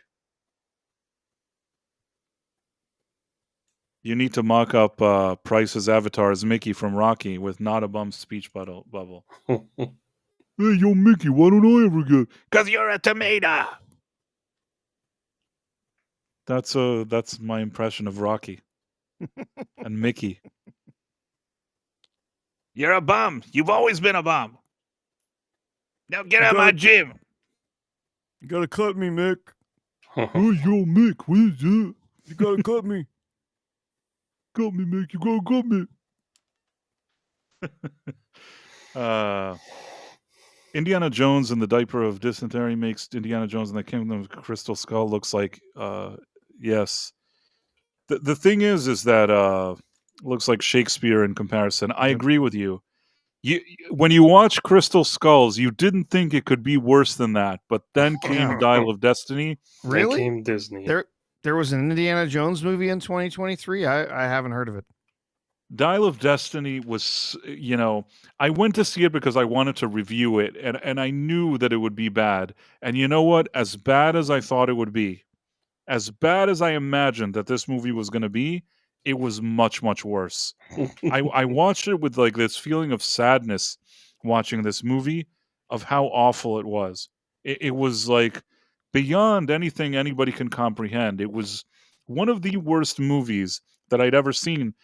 And you could tell that this movie was reshot over and over again. There's scenes that they're like in one place, then they're on a boat, then they're somewhere else. There's things that I don't want to go back to watch it. I don't even want to do one of those like, little platoon videos that he talks about for like 20 hours. I don't want to do any of that. Like I don't want I don't want to ever see that movie again.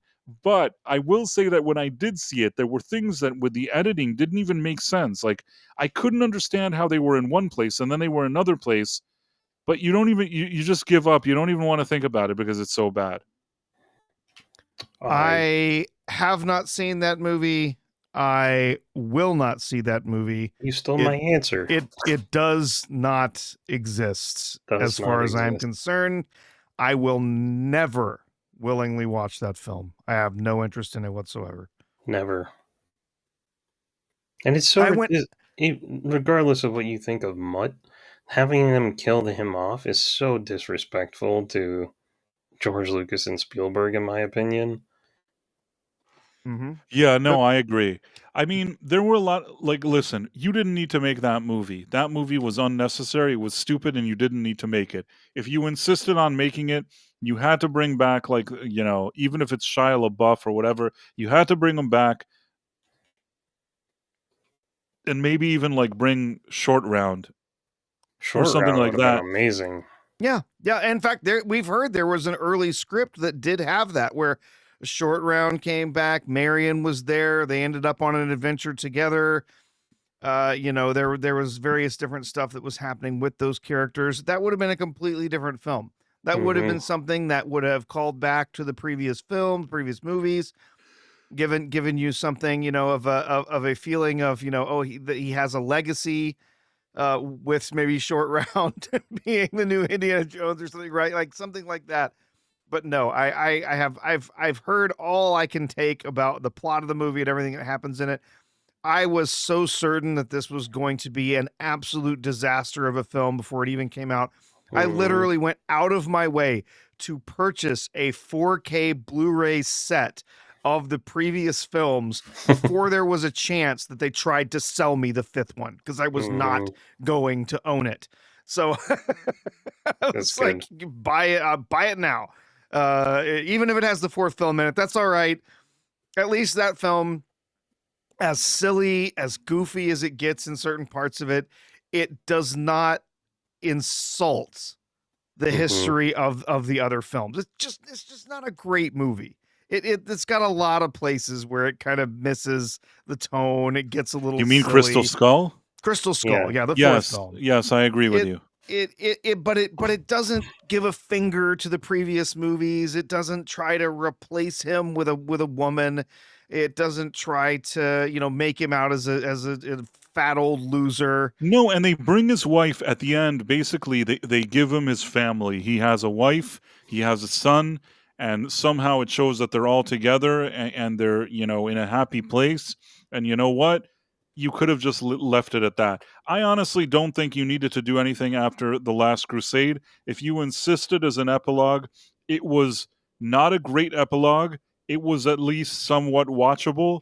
It didn't take the character and completely take a dump on him. See, when Crystal Skulls came out, we were not used to the idea that Hollywood would make a movie, take an icon, and just take a dump all over him. We never had seen something like that they would purposely go out of their way to do that. We didn't see The Last Jedi. You know what I mean? We didn't see Dial of Destiny. We didn't know what Hollywood was capable of. So at the time, I think a lot of people really were very harsh with Crystal Skull. But looking at it now, based on what we saw later, then at least, they didn't go out of their way to make him look bad. It just felt like a movie that didn't need to be made. Yeah, and the whole point of Crystal Skull, he says it at the beginning. He's like, we've reached that age in life where life stops giving us stuff and starts taking it away. And then he finds out that he has a kid, and then he ends up with a wife. So it has a happy ending. He's in a negative place, even if it's not a great movie. I actually enjoy it right up until they come out of the cemetery, and he says, "Hi, Mac." and then it gets really campy and cheesy, and I'm Oh like, yeah, is it? honestly about the first half of the movie is completely serviceable, Yeah, I'm like, I and like then him. it Which part really is the starts to fall monkeys in the apart. jungle? That's Oh the yeah, one. It's at the end. But that's in the third act, and I it's a like real mess. I like him and Mutt trying to solve a mystery and going around doing stuff. But then they add like 10 more characters, and I'm like, this is too much. Yeah, I guess you're right, but Anywho, yeah, I guess. well In said. any case, at least it ended on a positive note. It was Yeah, an ending that I could live with for the character. Wasn't a great movie. Yeah, It was parts of it were serviceable, parts of it were very dumb and too much CGI. hmm This was the last attempt. They should have just left it at that. Indeed. Unnecessary, but not complete damage, not irreversible damage. Just an unnecessary sequel that you Indiana could take Jones it in or the leave last it. attempt. Sorry. What'd you say? Indiana Jones in the last attempt.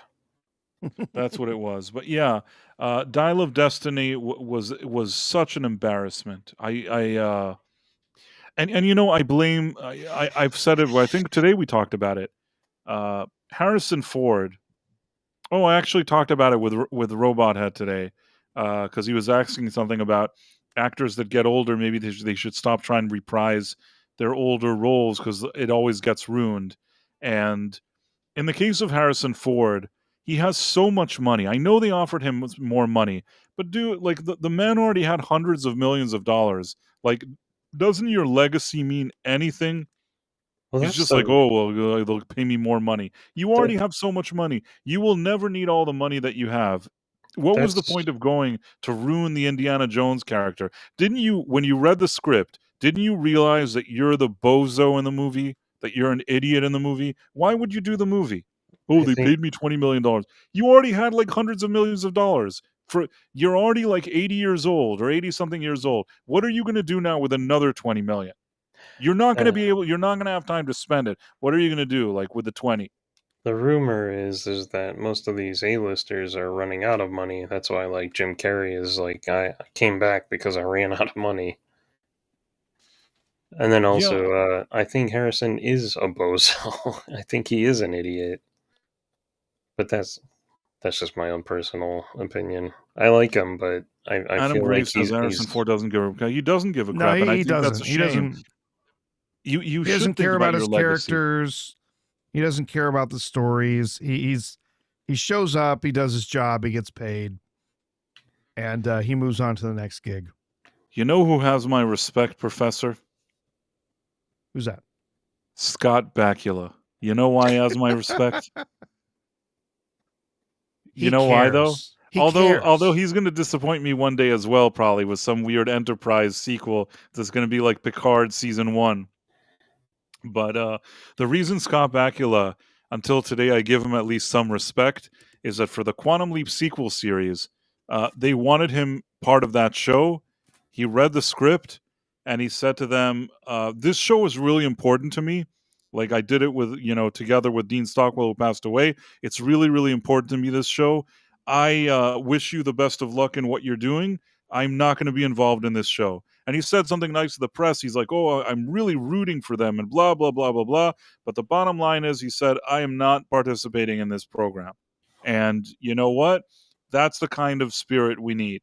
Because no matter what you do with that new Quantum Leap, no matter how you try to tie it to the original, without Scott Bakula there giving it legitimacy and Dean Stockwell already not with us anymore, all they got is a bunch of shit. You know what I mean? Like, you don't really convincingly look at it and think that this is canon. It just seems like some shitty fan fiction made by activists. And if he would have been in it, that would have been different. Yep. And not only does it look like shitty fan fiction made by activists, it is shitty fan fiction. It made is by shitty fan activists. fiction made by activists for sure. But I'm saying, like, him not being there helps Exactly. it, No, I know like, what you mean. like Yeah. if I'm not saying, I understand also some of those sequel trilogy people were duped. Forget about what I think about Mark Hamill on a personal level, on his politics and all his behavior in recent years. But I'm saying, like, uh I don't know how Lucas like duped these people into signing or whatever it is. I don't know if there was a way for them to say anything or to get out of this. Maybe not. Once they signed on, maybe there was nothing they could do contractually. But man, no quality control when it came to like, you know, Luke Skywalker's character. Harrison Ford, I mean, he had so much money. He could have at least asked or said something about it. He was in the best financial position out of those three. The fact that he's like, yeah, whatever, kill me, fuck it. It's just so annoying. I always will like his Yeah. performances in those classic movies, but Mm-hmm. man, is he like, you know, disappointing beyond that. Mm-hmm. Oh yeah. No question. Yeah, he's it's incredibly disappointing in the sequel trilogy because in the original films the character of Han Solo grows and changes. He matures. He becomes a leader, and Right. eventually, he's not this wandering, careless rogue anymore. He has commitments. He has responsibilities, and he's grown as a person.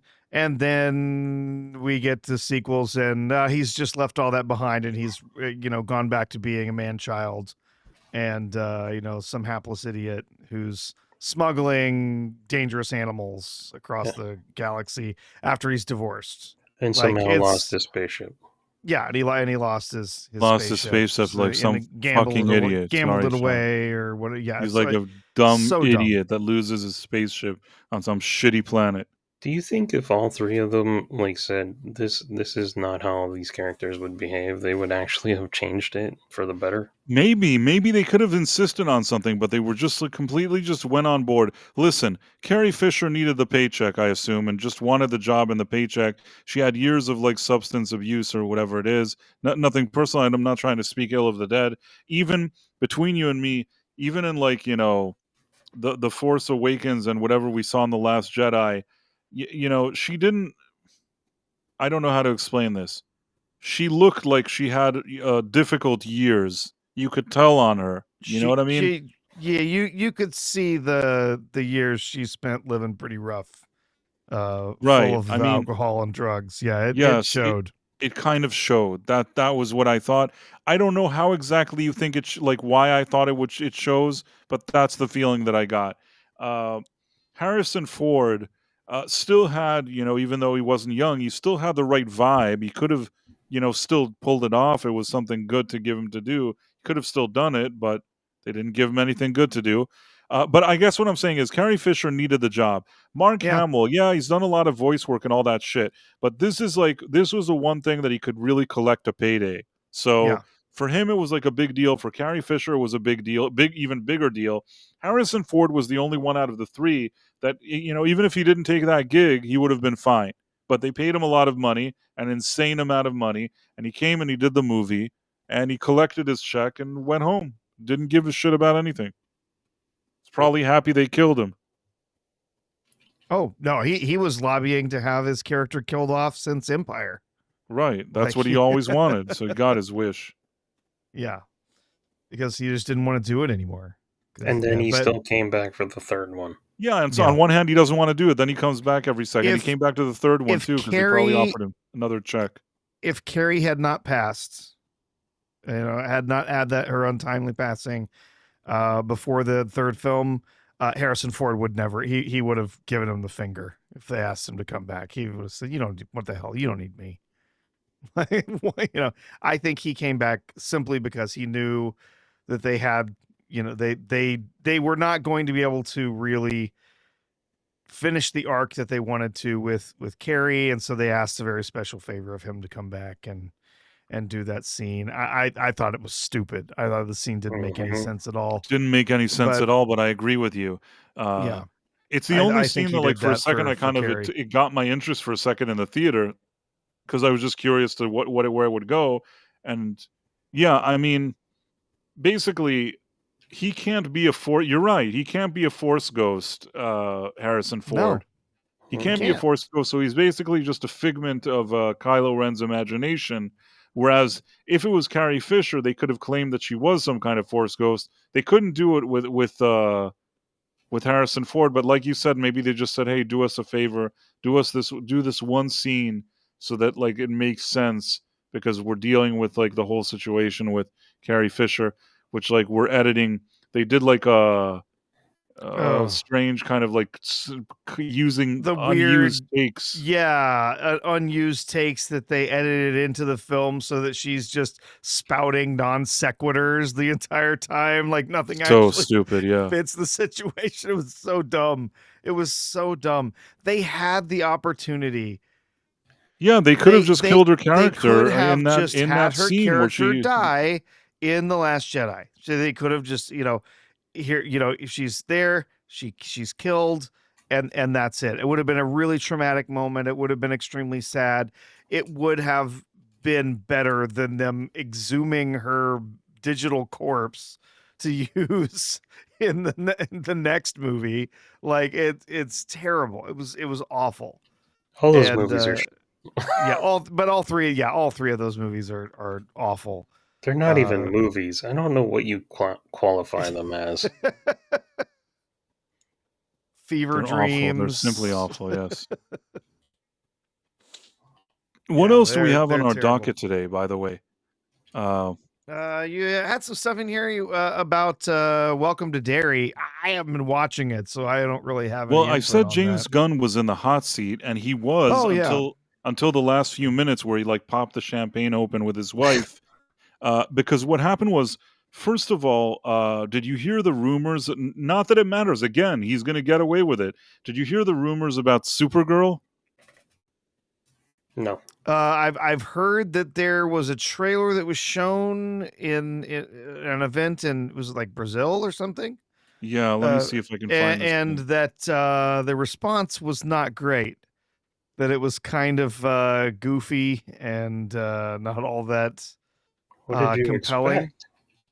Oh no, I have no interest in seeing this film at all. I Oh, I think do. it's going to be awful. I do, but like just based on how she entered the scene in the Superman, I was like, okay, that's what the whole movie's gonna be. So let me show you what it's going to be. Let me see if I can share this thing. Can you see it? Yeah. So this is a description of somebody that saw the teaser. So it's fun, rebellious, and action-packed. Music featuring a track by Blondie. Already, I don't like it. Yeah. I don't want this shit. I hate all this stuff. I understand that Pina Colada song and that shit. I don't need him like singing Piano Man. Like I understand that it worked with like Star Lord and his Walkman or whatever. You don't need this shit in every single place. You know what I mean? James Gunn does though. He has to put in a Blondie thing. I don't need some Blondie song there. I really don't. I'm assuming it's probably "Call Me" is the song in there, It could be Call Me or maybe "Atomic," na na na na na na na na "Heart of na na Glass," na maybe. I na don't na. know. It could be that or Call Me or I hope it's not that da da da da da da da da da da. I can't remember the words to it. We're struck now. Getcha, gauge. Something like I can't remember the fucking Yeah. words. Oh, There's another. It's the one that annoys me the most out of those songs, I'm gonna and find you. it's I'm probably the gonna one get that annoys me you. the That's One Way most. or Another is the name of the song here. Yeah, one way or Yeah. another. That's probably the one because it's the most annoying to me. That's probably the one he's going to use. But if not, it'll be like you said, "Call Me" or that other one, like all annoying. The teaser opens with a surprisingly grounded and comedic beat. We see Crypto the Superdog casually lifting his leg to pee on a space rock. Oh, good Great, God. because that's what you wanted in this movie, right? A You wanted piss to see joke right Crypto. off the top, right off the start. Yep, you needed Crypto to piss on a rock. The camera pans to Supergirl, who's waking up looking disheveled, groggy, and clearly nursing a massive hangover. As she tries to gather herself, the iconic sound of Blondie kicks in, shifting the energy instantly. The trailer explodes into a fast-paced montage of stylized action. See Kara blasting through cosmic environments, delivering brutal punches to alien threats, and flying with aggressive speed. The vibe is distinct from Superman. It's grittier, louder, and colorful, focusing on a Supergirl who is ready to fight. So basically, what I was saying was, it seems like a girl boss situation. Like it's the exact same shit as Superman 2025, only in this case because it's a woman, they're going to make her a little more like, girl bossy and less of like her getting her ass kicked every second. That's going to be the difference. But you know what? I'm not really feeling it. It doesn't sound that good to me. They're gonna put that fisheye lens up in her face while she flies really fast, and it's gonna make her look like she has a Bella Ramsey sized forehead. It's gonna it's gonna be terrible. It's going to be terrible. Listen, I don't have anything against this actress. She was okay in those 4 episodes of like House of the Dragon or whatever. But you know what? I don't know. They've been trying to like insert these kind of fluffy pieces in, the media explaining what a big star she is. But she hasn't been in almost anything. She's not a big star. 4 episodes of House of the Dragon season 1 doesn't make you a star. Maybe she'll surprise me and she'll be good in this. But man, I wasn't feeling her in that original Superman thing. And I don't love her now either. Yeah. That's just my personal thing. And this trailer doesn't sound good to me. No, not at all. What happened is that in the day before the Netflix sale, even mainstream articles, there's been a lot of chatter on YouTube and like online and things like that. But finally, the mainstream media over the past few days admitted that if Paramount were to seal that deal, James Gunn was in jeopardy. Like, it was the first time that they absolutely admitted that James Gunn, we all knew this and he himself mumbled it, but the fact that there was sort of an admission by the press was something that you could tell that they're already not protecting him. Do you get what I mean? Like, they flat out said that he could be in jeopardy if like Paramount takes over. And after all of that happened, he went to Threads. He has a Threads account? Yeah. Let me find this for you.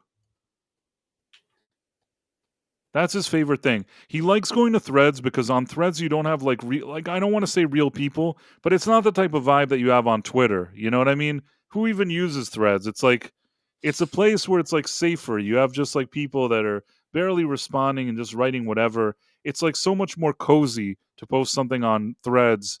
If you would have come to Twitter, you know what would have happened, right?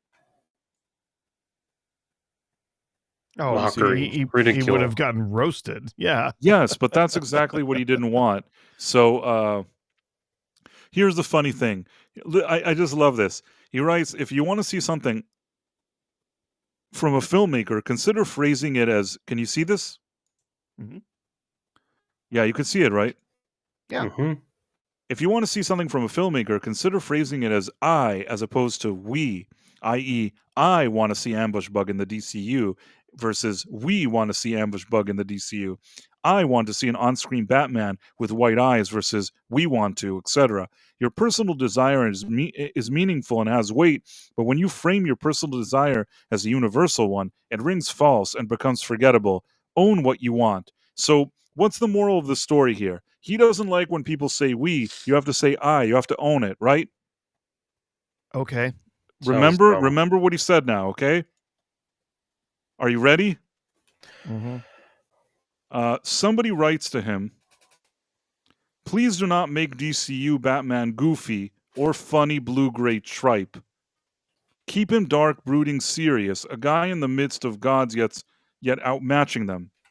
So you know what he wrote? We know where you stand. Yeah, of course.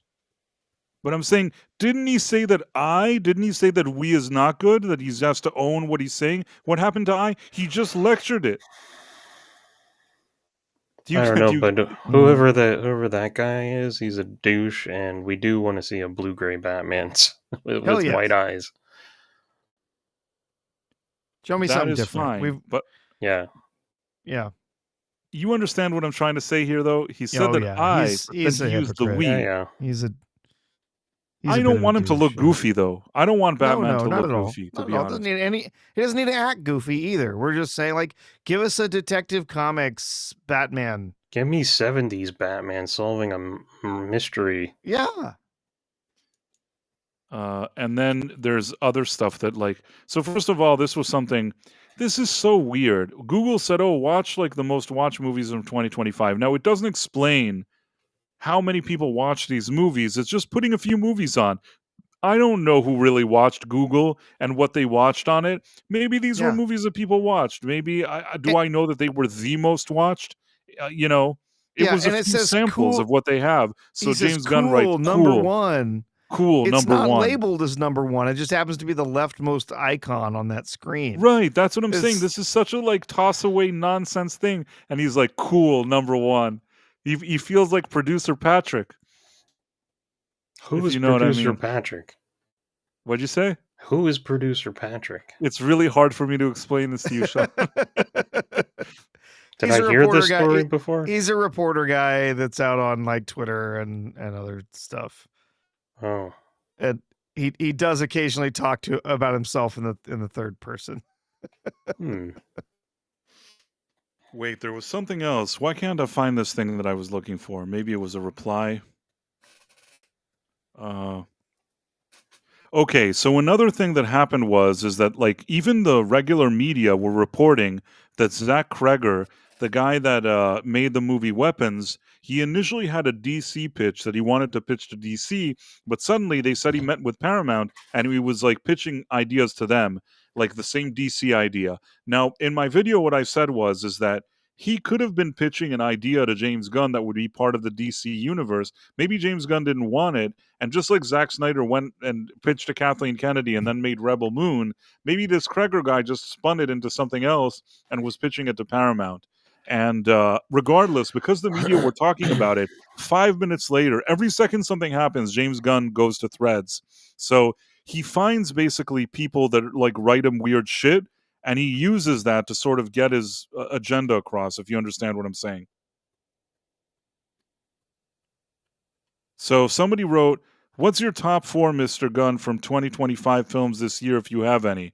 So he answers that person, "I don't know, but Weapons, One Battle After Another, and the Korean film Good News are up there." Weapons is the first movie exactly at the moment that there's articles about him like not working with that Zach Kreger guy in Weapons. Suddenly he's like posting how much he loves his movie. That same second. It's just very strange timing. Do you get what I'm saying? sure. It could be a coincidence, but usually what I've noticed with James Gunn and Threads, usually it's not a coincidence. Usually if he's here and he's talking some random fan about something, there's a reason. Even this thing with a Batman, if you think about it, why is he answering this guy? It's because they keep saying that he had his own Batman that he wanted for the DCU, but because of Matt Reeves, and I reported on this pretty early, because of Matt Reeves and his success versus his failures, they just said, fine, let's just let Matt Reeves make his Batman movie. Hold off on Batman, James Gunn. You're not making a Batman now. So since then, every time he can, he answers random people about Batman, creating the illusion that he's going to start filming Batman in 1 second. Do you get what I'm saying? Sure. I guess what I mean is, like, it seems like an innocent thing that he's answering this guy about Batman, but almost every time he logs in, he finds something about Batman and answers. So, yeah, and there was this other thing that this was another. Oh, I forgot to show the other thing. He shows up and he goes, "I can't post my top songs because they're all in Man of Tomorrow." But I can post some of the other stuff. So what's he doing here? He's making it clear that you understand that Man of Tomorrow is going full speed. He wants to share all the songs, but he can't because they're already in the movie. So that's another thing. Anytime, especially as he was feeling the pressure, he's always like making references to Man of Tomorrow, making references to Batman, which like was sidelined, and just other weird douchey things, weapons. Now, he uses Threads as some kind of mode for whatever kind of propaganda he wants, because later, a lot of times the shills write articles about what he wrote in Threads. So instead of actually talking to some kind of publication, he uses Threads. And he also did this final thing I'll show you. I don't know if you saw this. Are you guys still awake? Yep. I don't know about Where Professor. is it now? I can't even find this thing that I wanted. I think it's here. Let me see if I can find it.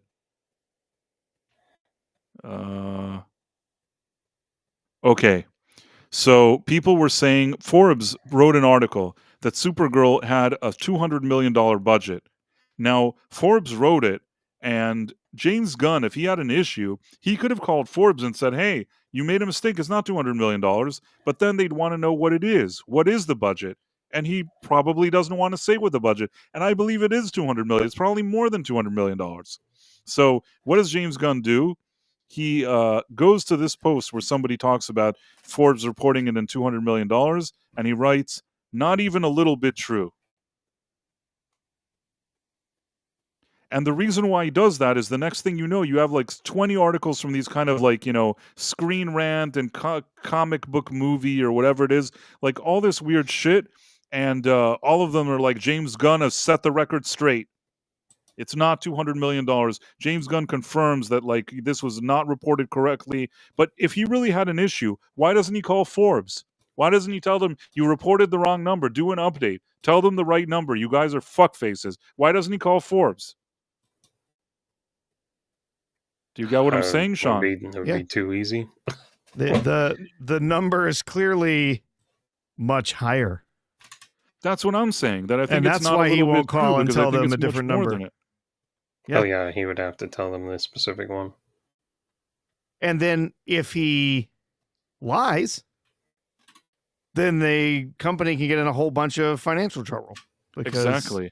So what he can do is go online and write some weird tweet that's like cryptic. It's not a bit true. It could be more. It could be less. You don't even know.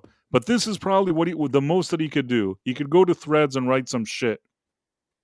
I find his obsession with social media obnoxious. Yeah. Oh, yeah, so do I. All of the stars, all the producers, directors.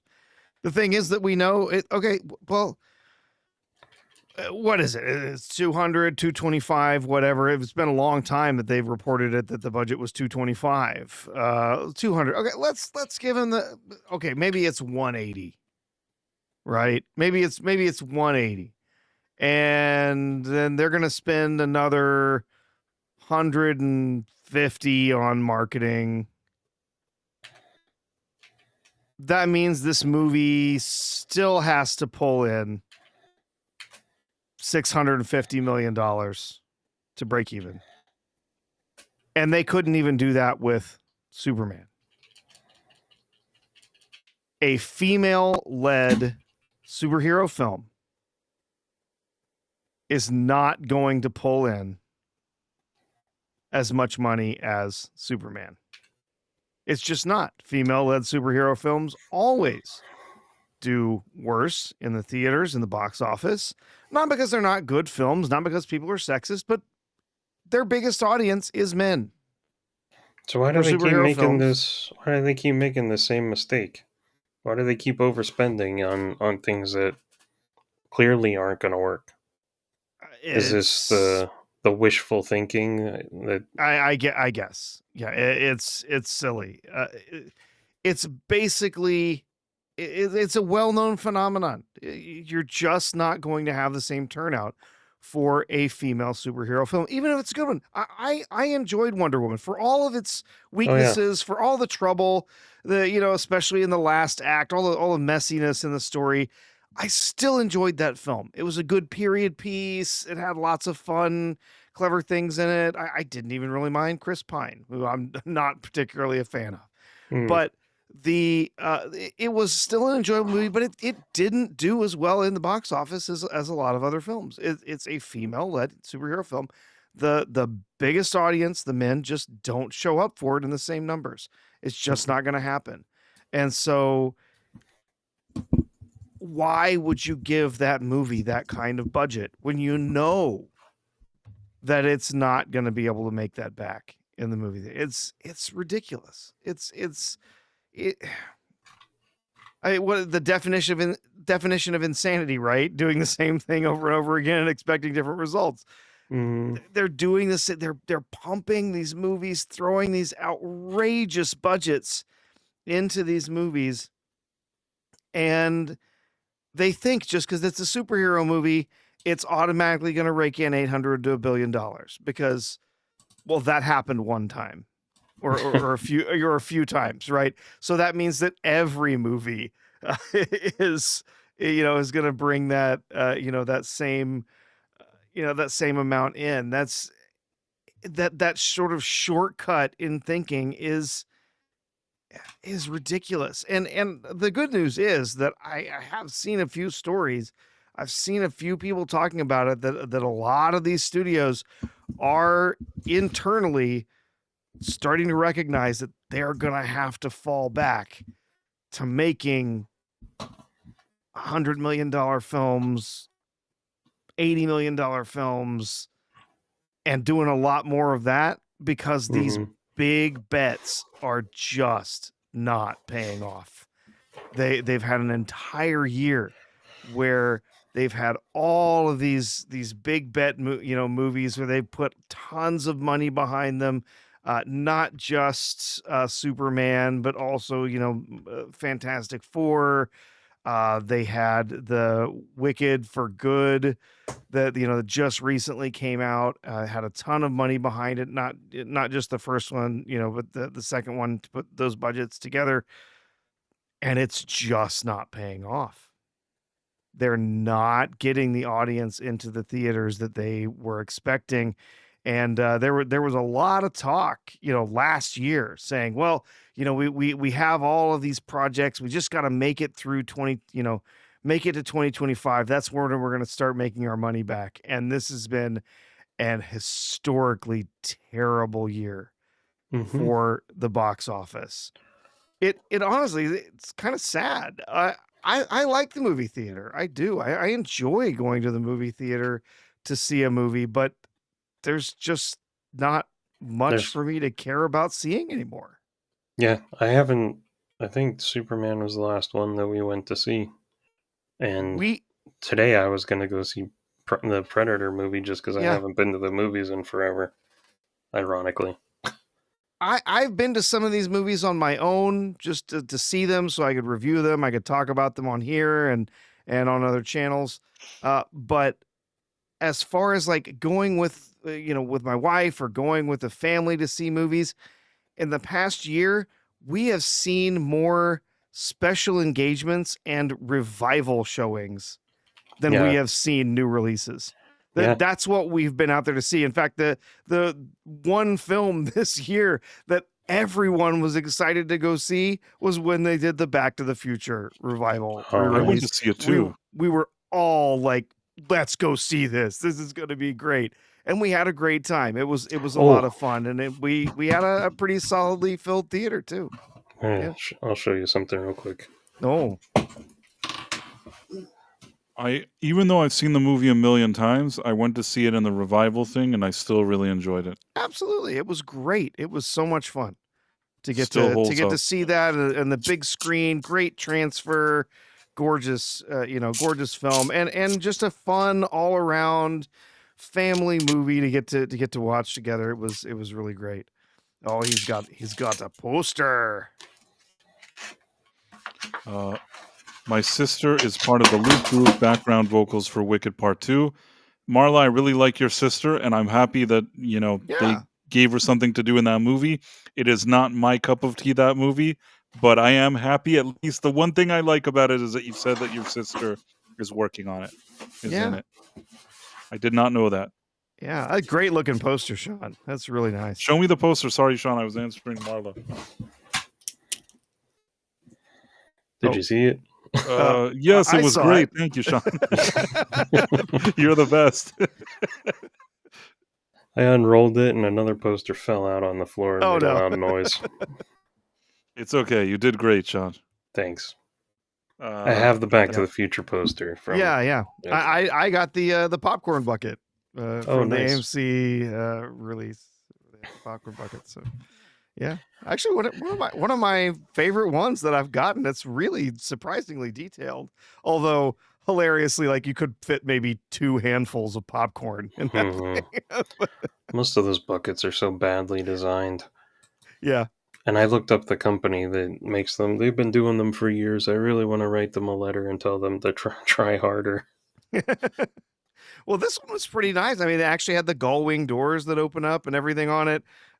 We didn't figure out until we got home that you could pull the little tray that was inside. We didn't realize you could actually pull it out on both sides and make it much bigger. You could pull it out through both doors, but still, like it was so squeezed in, like you couldn't like reach your hand into the car to eat the popcorn. So. The worst was the Superman bucket. It was a giant popcorn machine, and he's shooting eye lasers into like a popper because there's popcorn inside. Oh, okay. And I'm like, when the hell is Superman gonna fight a gigantic popcorn machine walking down the street? So dumb. Yeah, the one I saw was an old newspaper. Oh yeah, the News, stand. newspaper machine, newspaper stand where you Yeah. pop it open. But I didn't want to buy it because when I saw it, it had a news like in the little newspaper dispenser, newspaper machine. It had a crypto newspaper in there, and I was like, freaking hate crypto. I don't want that. I think And that's when I found out after the fact that it actually came with multiple different newspapers you could insert into the little door, and I was like, oh, damn it. But then, yeah, after having seen the movie, I'm totally okay with not having a popcorn bucket. You guys are never gonna bring me down. I like the movie. I think I like all Superman movies. Yeah.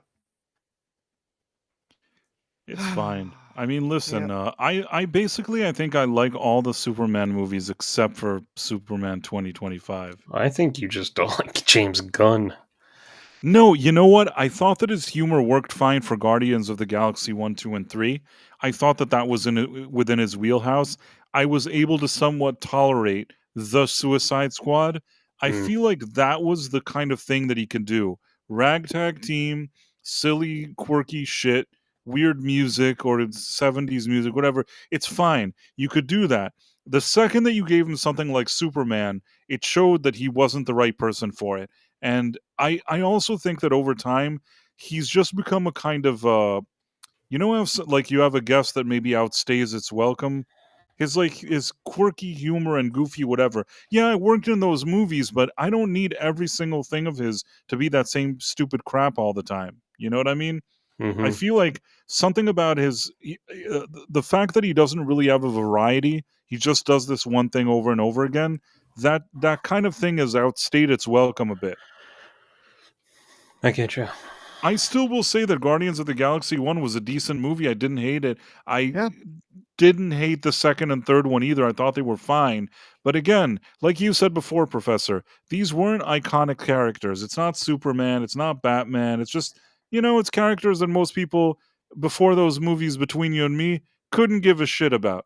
And if you give them something and expect nothing on characters that nobody really is familiar with all that much, unless it's the 5 people that read those comics, specific ones, most people don't care. He wasn't really spoiling some big iconic thing. He was just doing his own thing.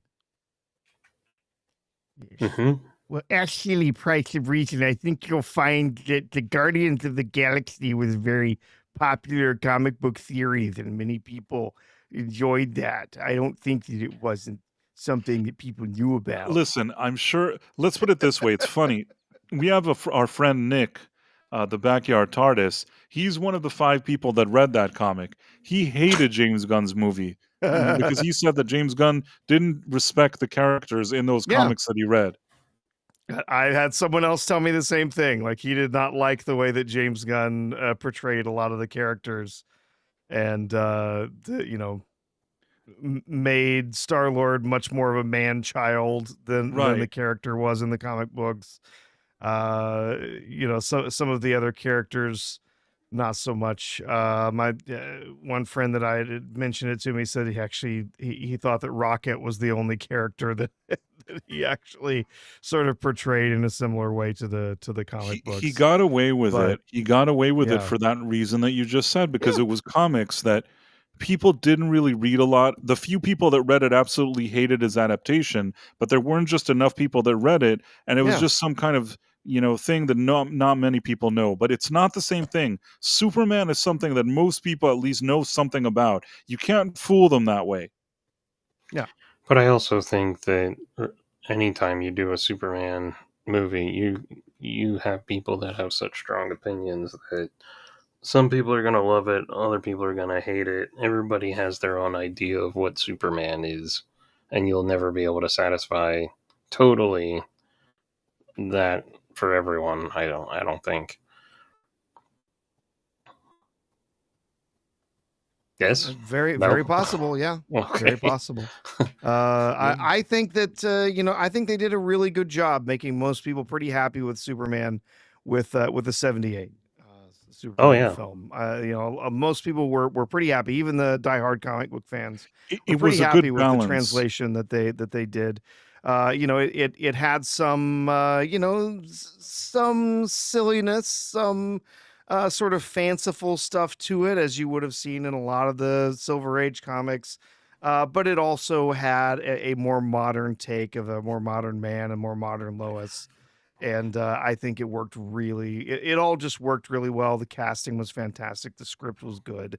that was And they clearly really, the yeah, gold standard. yeah. And they used all the technology that they had available to them at the time with the cameras and the lenses and all the wire work and everything to really create something that had that feeling that like as the tagline said, you'll believe a man can fly. Like they really did a solid job of showing off all the tech that they had available to them at the time to really make that character feel like he was in our world but yet was superhuman. And Hmm. it worked really well. It's a great film. And the second one, is also pretty good. At least the recut that they did with Donner's version of it was much better film. But they both work really well. And the 78, like I said, kind of the gold standard. It's a fantastic superhero film. It represented very much the comic book style, but then adding in some more modern touches, modern takes on the characters. And it played really well. Still a great film to this day. It Yeah. finds a good balance. I think that it knows that it needs to be a cinematic achievement. In that sense, it did very well in bringing Marlon Brando and Gene Hackman. I think that was very, very smart, giving it like kind of a legitimacy, and at the same time, Christopher Reeve just fantastic in the role. The screenplay Yep. does what it needs to do. It explains things better than anything we've seen in Zack Snyder's Man of Steel and James Gunn's Superman. The 1978 movie, maybe it's dated in the way it's produced and all that stuff and the visuals, but uh, when it comes to like the writing and the idea and the general atmosphere of it, I still think that movie's the goat. Yeah, Sure. yeah. And I'll tell you one thing, Sean, that was unforgivable for me in the new Superman. Crypto. Nope, the butchering of John Williams' score. Oh well, I I was glad that they at least attempted to use it because oh that was god, the biggest thing that I hated about Man of Steel. Even though I yeah, like Man of yeah. Steel. I agreed. But oh my god, they would get that music cue in there, Hmm. but then they wouldn't finish it. It was like I had blue balls for them to actually finish the theme. Like da da da da da da da. You know, Finish it. all James Gunn Finish the damn tone poem. all Hmm. James Gunn needed to do was, like I said, start it off that he's doing something heroic and like show something that people are in trouble, and then play the music. We don't even see the new Superman yet. We just hear dun dun da da da da da da da da. Like we start hearing like the score building up, and then like we see him like fly in like with the official score, not some weird shit, but the official full on score, and he flies in and saves him. I think that if you would have done that, people already would have been excited. It's Hmm. just that like that was too normal for James Gunn. It needed to be quirky. Yeah. Well, I know that like when they announced they were gonna do a reboot, all of us were like, "Oh, they really need to nail it and like basically do another 1978." And then I think after the first trailer, I was like, "Okay, it's not gonna be that," and I'm not gonna be disappointed when it's not that. Um, because it looked like it just looked like you opened a random comic book to me, and there's already history and characters running around, and yeah. This is an interesting comment. Tony Grigo 6382. The only thing that bothered me about the 78 Superman was how cheesy Hackman made Luthor. I wish you would have taken it a bit more serious. You have to understand there wasn't a reference for 70 comic book movies. At the time when you thought of the villain in a comic book anything, you thought of like a mustache twirling, Mhm. Mm, very over the top type of villain. I will still take Gene Hackman's Lex Luthor over Nicholas Holt's Lex Luthor any day of the week. I'll get you next time, Superman. He at It's least either that or he sits in a car crying. Which one do you prefer? I don't know. he at least seemed like he was kind of a douche. And I mean that in a good way. Gene Hackman just brings that vibe to the table. His presence alone, like, is great. It's also, one could also argue that Marlon Brando didn't take his role so seriously. I still would prefer Marlon Brando as Jor-El than any of the other Jor-Els. I liked him as Jor-El. I like Gene Hackman as Lex Luthor. Those are still, for me, like, if they were around and at that age and you could cast them in those roles, I would prefer to see them over some of these weirdos that we saw later. Kal-El, my son, go out and make a harem and have many wives. You guys, you're killing me with this. You take Lex Luthor at his word that he didn't make that part of it up. What? God. What are you talking about? James That's like- Gunn has said it was real and it wasn't made up. So Why would he? Enough. I'm taking. No. I don't even know. Are you reading comments? What are you doing, Sean? No, it needed to be No, I'm listening to R2. It needed to be explicitly stated in the film that it was fake, and it never was. It was never actually came out and said no, it was made up. In fact, they went out of their way to say no, it's real, bro. Trust us. Like I'm Mr. Fantastic, or not Mr. Fantastic, Mr. Terrific, and I'm telling you, it's real, man. So right, and then later James Gunn did interviews and said no, it's 100% real. Those I did not see. They just turned Superman into a Viltrumite. That's a big word. I don't know that word. Oh, that's from the Invincible comics. In Invincible, his race that he came to Earth, his dad was actually sent there to conquer the planet. Gotcha. And he fell in love with a woman and only had one kid, but other Viltrumites were on other planets working their way through all the ladies to make as many gotcha of them as possible. Even if it is the case that he says it's real, I don't think he understands what he wrote then, because why would you ever take Lex Luthor at his word?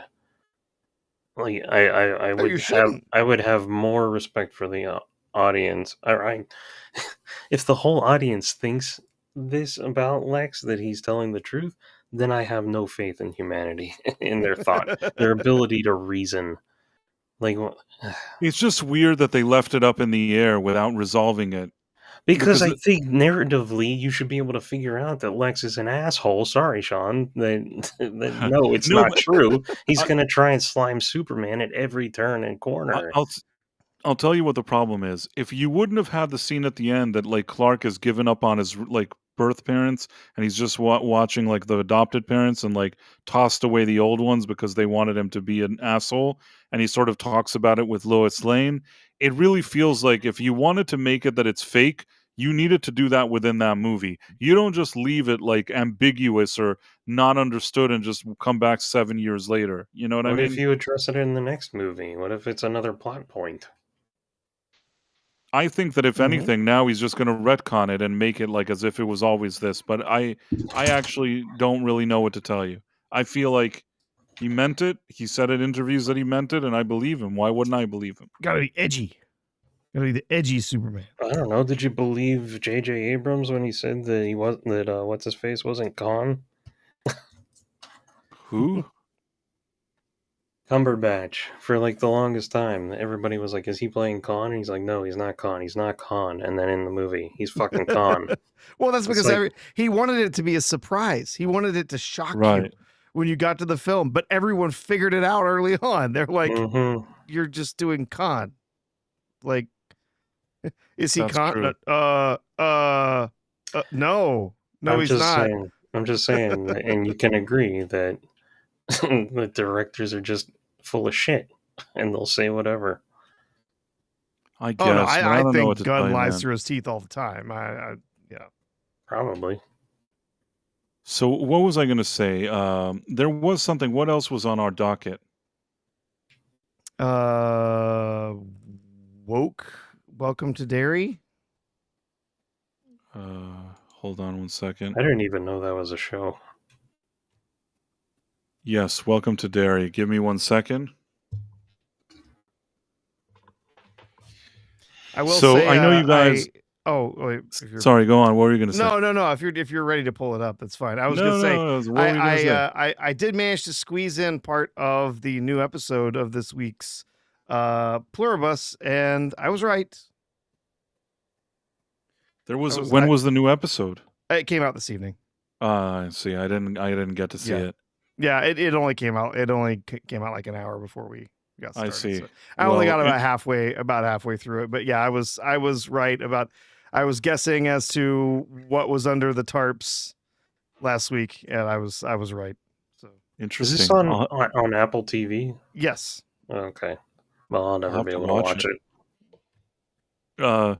So I just want to talk about a show that I, kind of started watching. Hold on 1 second. Let me find it. Now, I know it's not up your alley so much, Professor, because you don't really like horror, yeah, it's but just not my genre.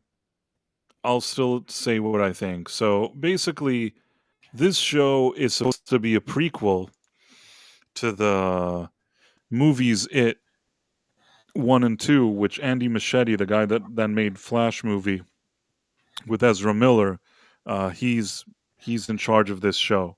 Now, the first It movie was actually pretty decent, even though he directed it.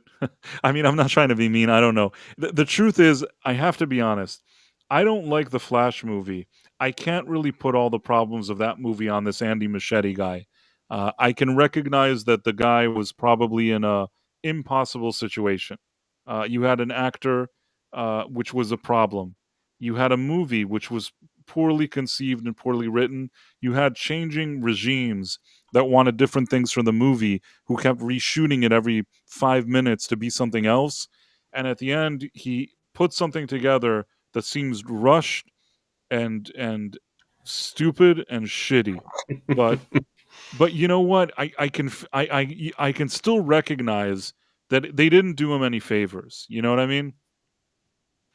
Yeah, I have to be fair. I don't know that, like, if you would have put Spielberg in that situation, I don't know if he could deliver something better. It's like when you have people just ruining your movie every second, there's really not a lot you could do. So I can't tell you if he's great or not, at superhero movies, but I can't really judge him on that one. What I will say is that the first It movie I thought was pretty decent. I thought that it did the right thing that it needed to do. I thought it was pretty good. The second It movie was so-so. Some people will claim that the story itself just isn't as strong in the second one than the first one, but I also think that, like, he became a bit overindulgent. I feel like a lot of times we see this in Hollywood these days. Even when we talk about Snyder or Gunn or all these people, they get so much credit so quickly that they just kind of do whatever they want. And I've always thought that if there's a good system with people keeping people in check, more collaborative, it's always better. Yeah. Like Gary the fact Kurtz that and you did Lucas. something good, the fact that maybe you once made a pretty good movie, it doesn't mean that now you need carte blanche to get as much money as you want, to write whatever you want, and nobody's going to talk to you. I just don't like that. In any case, I felt that the second It was, the source material, the writing or whatever was a little weaker, but also there was a little bit of overindulgence. The movie was very long and it didn't need to be. But I figured I'd check out this prequel. And you know what?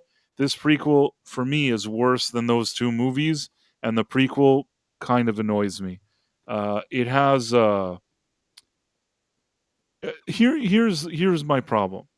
I think that over the past several years, we've gotten so many programs that lecture us about social justice and about feminism and all this other shit. Sorry, Sean.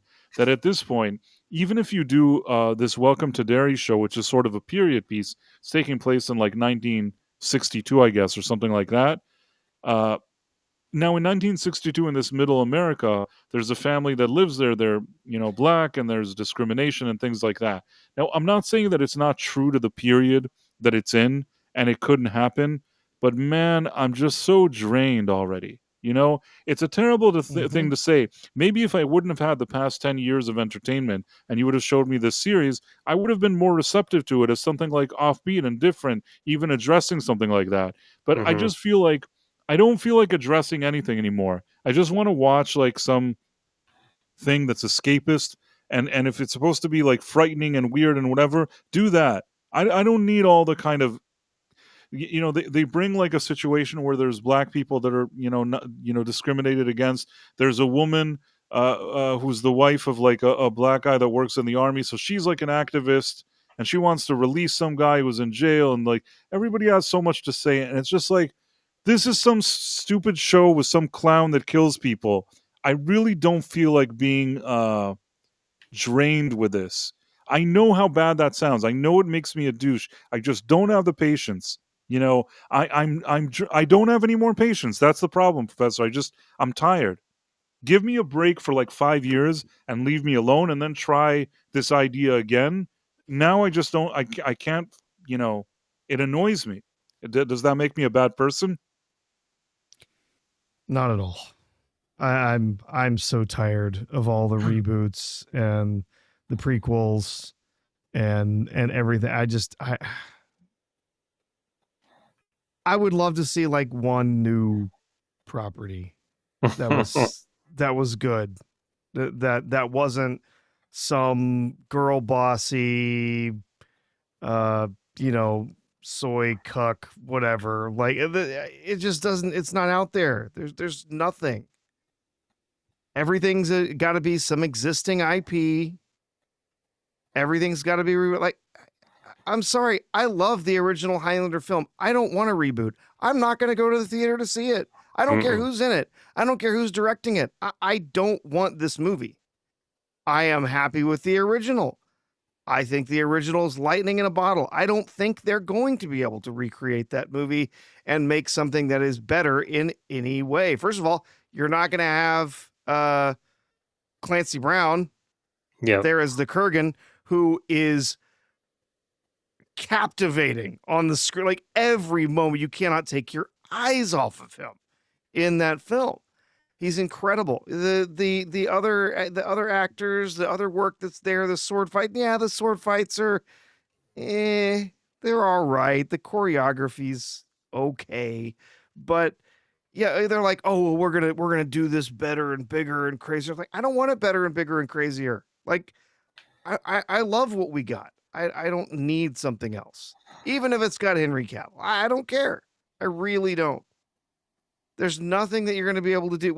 Who do they say was going to be the Kurgan now? It's going to be shriveled up Dave Bautista now is going to Ugh. be the Kurgan. Like, no, thank you. I'm There's good. a I'm good. vast difference in personality there. Yeah, yeah.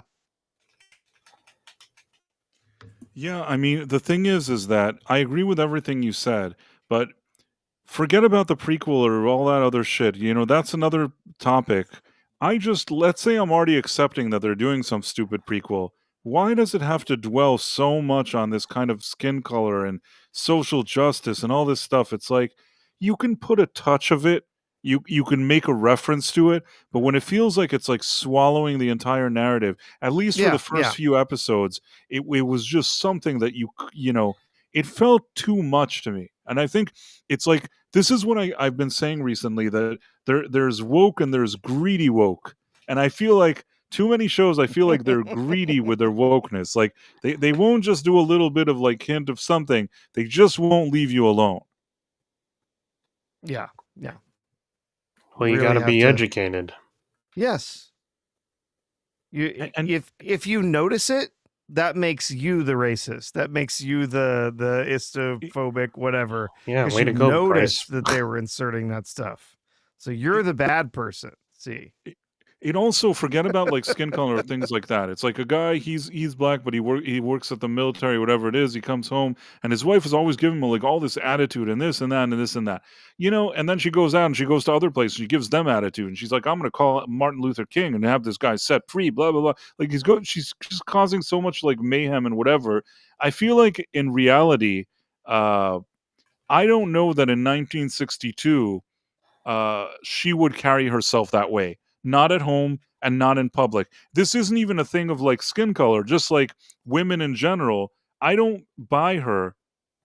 It can't be that in 1962 all the women are all like opinionated girl bosses. It really didn't work that way. A lot of these ladies that were in many years in a marriage with a husband, during those days the husband would come home and he's like you know, the big chief. You know what I'm saying? Now, you could say I'm an asshole for saying that, but if we take a time machine to 1962 and there's a guy that like earns for his family and makes a living and he's like a serious guy and he comes home, usually the wife is like cooking something and, maybe there's certain things that she wants that she knows how to maneuver him in the way that she wants, but I don't know that like, men come home and like everybody barks at them all day.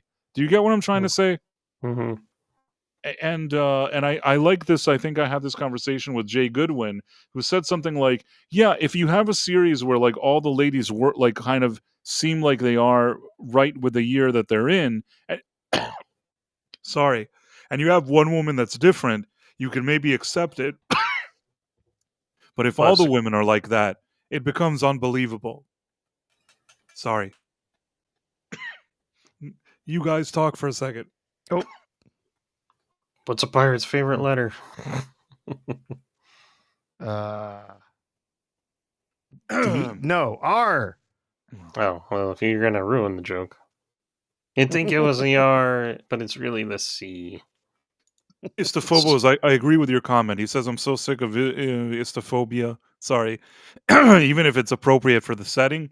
Yeah, I mean, that's the point that, like, I think that in the past, it used to be that, like, you have all these escapist movies, and then, like, they do a movie that's sort of a period piece, then maybe highlights, like, this kind of stuff. And you almost say, like, okay, I'll go watch that movie. You know what you're signing up for.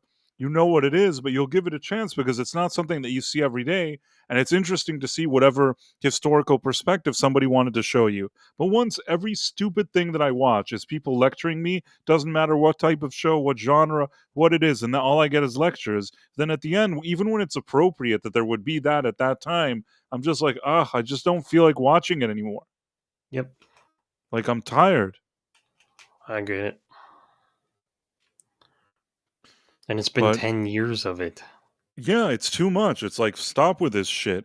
And now Netflix, like, bought Warner Brothers, prepare to like to get crappy movies that are all woke and shitty.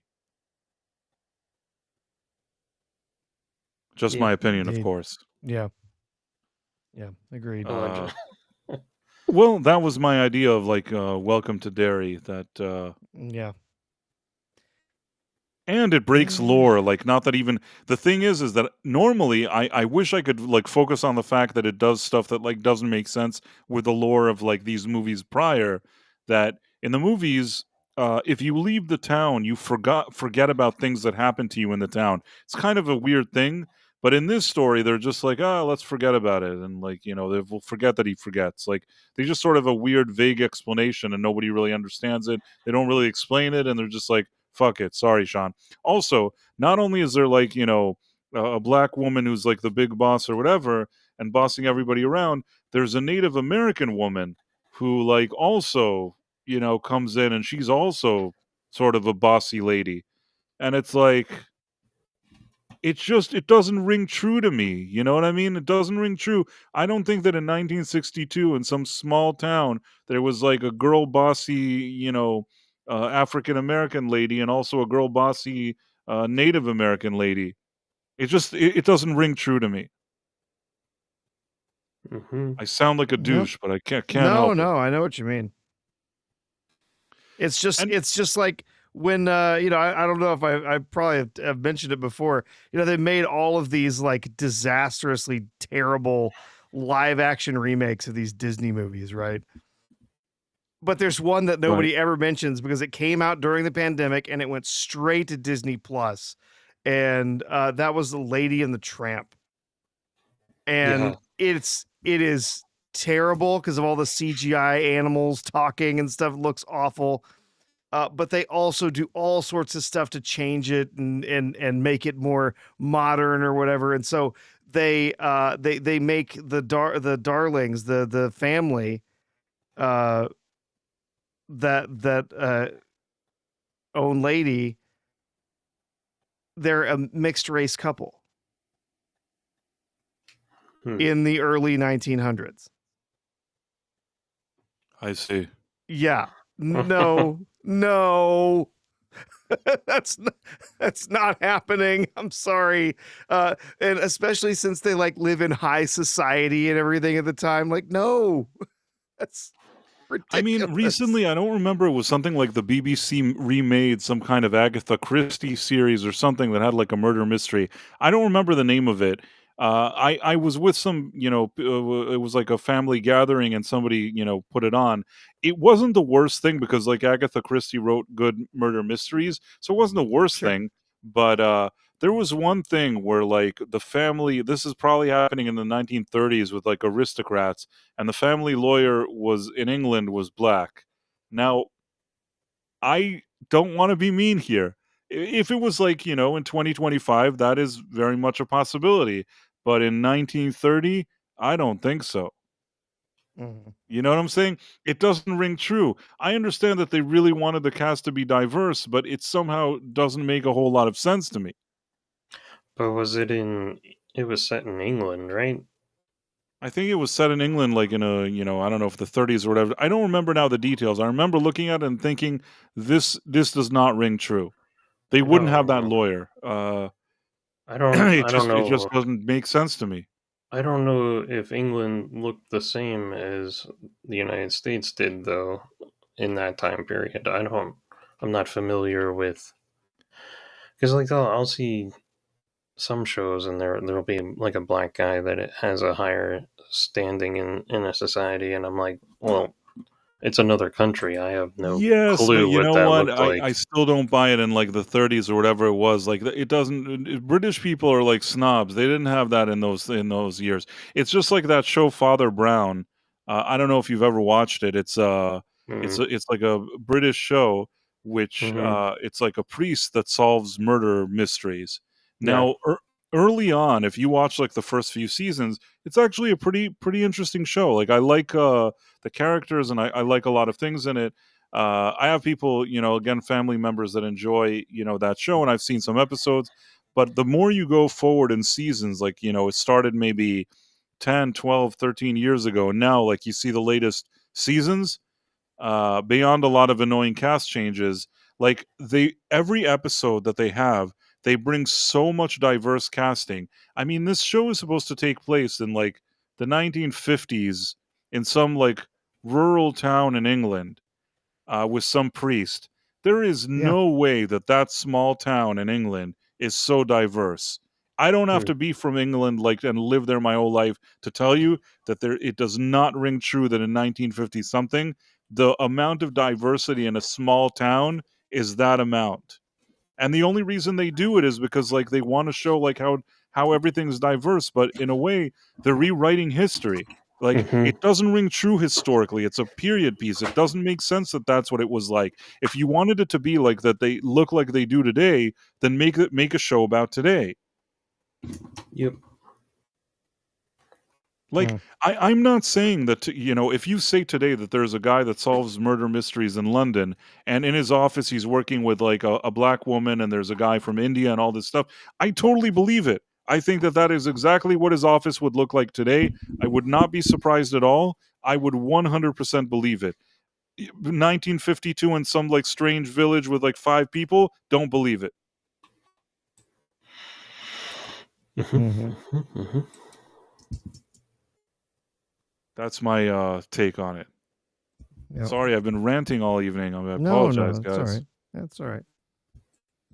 I don't know why I'm more annoyed than usual, Professor. I feel like that's what happens. I just keep getting more and more annoyed. Stop reading James Gunn's threads. I'll Yeah. stop reading his threads. Get off threads. It's not good for Do you. you at least understand why his threads are stupid, or it didn't Oh explain it no, well? yeah, I get it. Anyhow, he's the big Yeah. winner. He's so he's so happy today. Probably. Pissy Price. What we get? It's like I feel like James Gunn has like joined the ranks of those kind of Kurtzman, Kathleen Kennedy, and whatever, and like Russell T Davies that You think that like the comeuppance is gonna come, but at the end you're getting the comeuppance. Like they're smoking a cigar and drinking champagne now. You're gonna suffer. James Gunn is never leaving. He's never leaving, and now it's gonna embolden him. Like next movie, if you thought that this was like a dumb thing, the next movie, like you don't know what like you're gonna get tenfold this thing. Hmm. Yeah, you just wait. He's got more for you. By the way, I was thinking this week about like old British shows that I watched. Some of them they were shown in the U.S. Some of them I saw actually outside the U.S. But I was wondering if anybody had ever watched them. So I'll show you. Let's see if I can find them. If anybody even knows what they are. I wonder if they're listed on Rotten Tomato.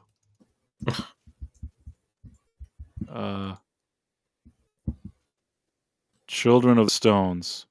I've heard of this one. I've never seen it, but I've heard of it. I love that 50 people gave it a 91%. I watched it when I was young.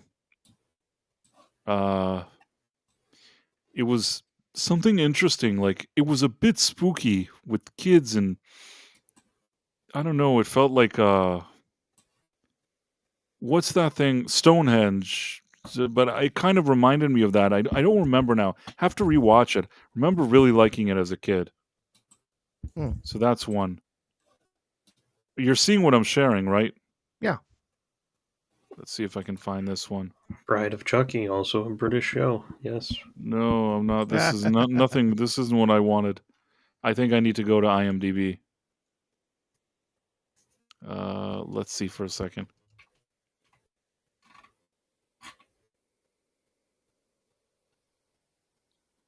Let's see. What was I looking for? British shows. British shows, yeah.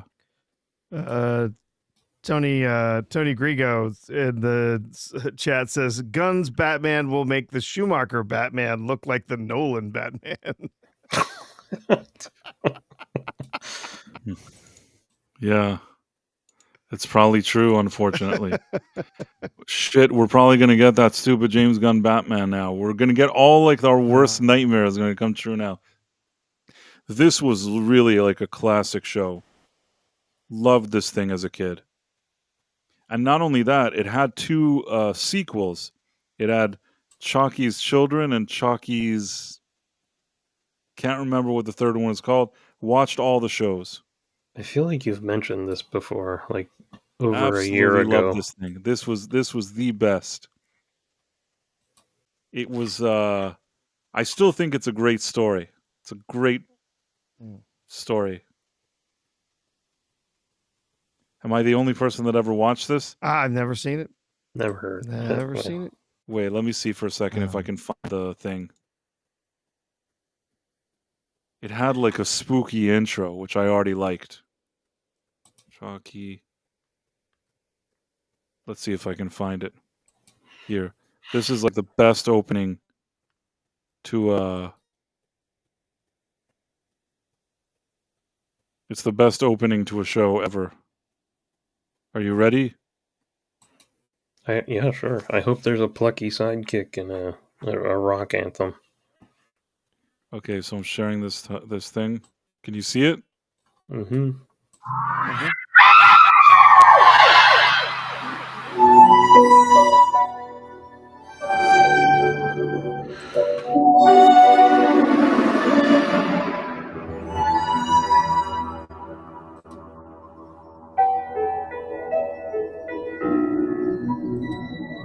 Okay.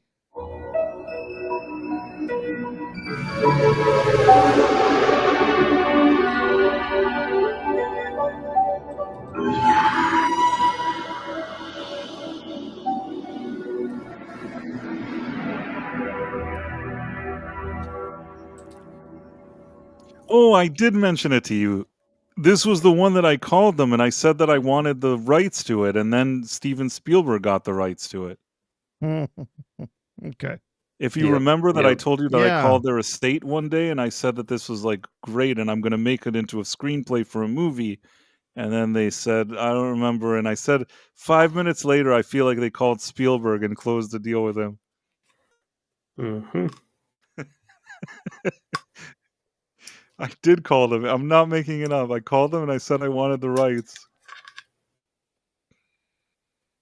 Nobody appreciates what I do. It was bold and it was forward thinking and it was the right decision. Welcome to the command center. Anyhow, that was a good show. And Children of the Stones was also like, had a, let's see if I can find this. Children of the Stone.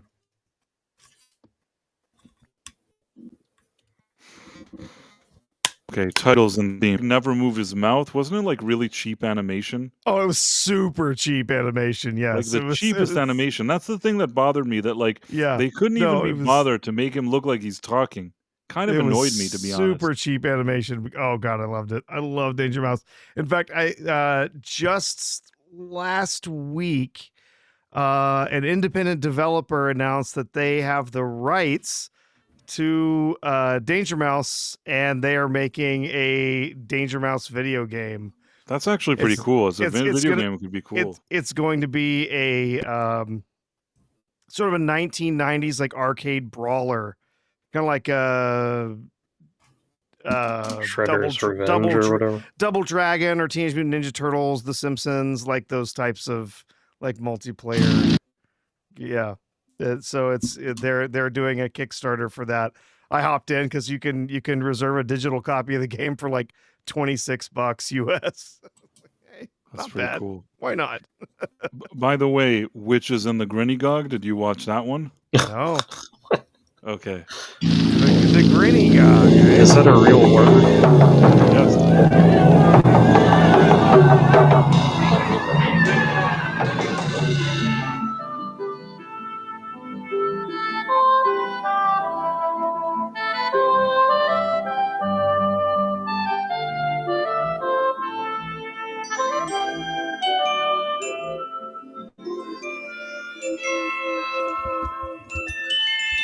I've always really liked this theme song, to be honest with you. It was so spooky and interesting.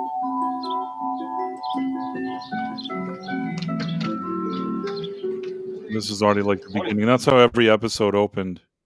These are like mini-series, these shows. But man, I really enjoyed the quality on these shows. Yeah, I didn't watch a lot of the British like kids shows. Later on, as I got older, got into some of the British comedies that they would bring over on like PBS, like Are You Being Served, Faulty Towers. Yeah, those were good. I saw some of Blackadder. I need to go back and I've never seen all of Blackadder. I need to go back and watch that whole series if I can find it somewhere. This is a naked person? What's happening? This was called Out of Bounds. I believe it. It's very poor quality, this whatever it is, whoever uploaded it.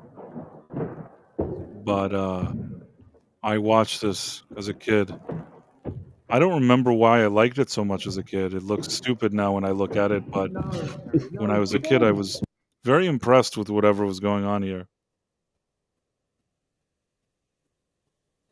Danger Mouse theme. That's about all I remember from the show. Most of this, it was interesting. They did a video for the game that they're making, this independent developer, and so they're mostly going to base it on the new version. What's one?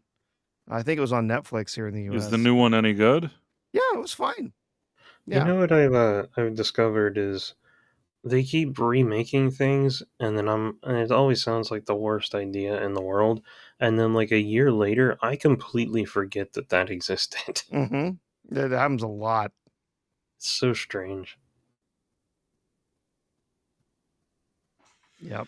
Is there anything like gaming? I feel like I didn't know anything. Is there anything I missed today? Anything interesting, Professor? Not anything that I saw in particular. Let's see.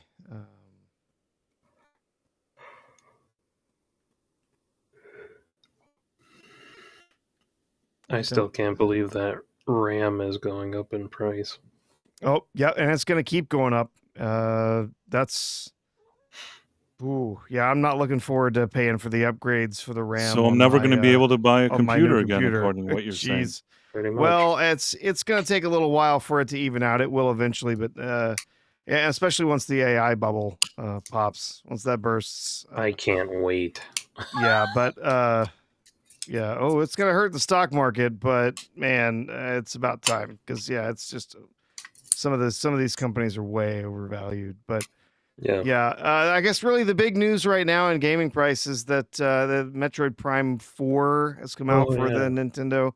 And right now it's not getting great reviews. A lot of people saying it's not the game they were hoping for. I was just watching a clip on the side here of someone was like, the graphics are amazing, and it just looks like a hallway of lady parts that they're walking down. Yes, I have seen that video. Yeah, yeah, I know what you mean. Yeah. It's like, that's a very interesting structure that you're going through. Can I talk to your art designer? Or kind of looks like some director. Yeah. Vulva, perhaps. Yeah. Why'd you grow up to be a gynecologist? I played Metroid. I played Metroid Prime. Well, I feel like we've probably gone over the topics that we wanted to go over today. Yeah. I want to think if there's anything you both want to talk about, just go ahead. I probably ranted so much about James Gunn's threads. I feel bad. You're good. Let's see. Well, let's say goodbye to our friends here in the chat. There's the list from Rumble. Oh, this is the Rumble one. So it's Birdhouse Blues, Elizabeth Quince, Istaphobos, The Real Sean Crummel, hey, Dude Bro Seth 420, Rusty Primer, Double R Star, and Phantom Monk. Yeah, so a bunch of our regulars over there. Great to see you. Over on the YouTubes, we of course had the Dead Man, who gives us some lovely super chats. Also, Istaphobos, who threw a super chat our way. Tony Grigo, Tomahawk 511, Jason Webster, Caleb Levine, Adam Gray, Yitis, Marla Sharondoff, Tim Hayes, Arturo Alejandro Tavino, Brando 3424, Panda Colima, Jonathan Conroy, Black Jamie, Lim Sip Lover, Keely Chow, Zunar J5, Mary White, Pravignac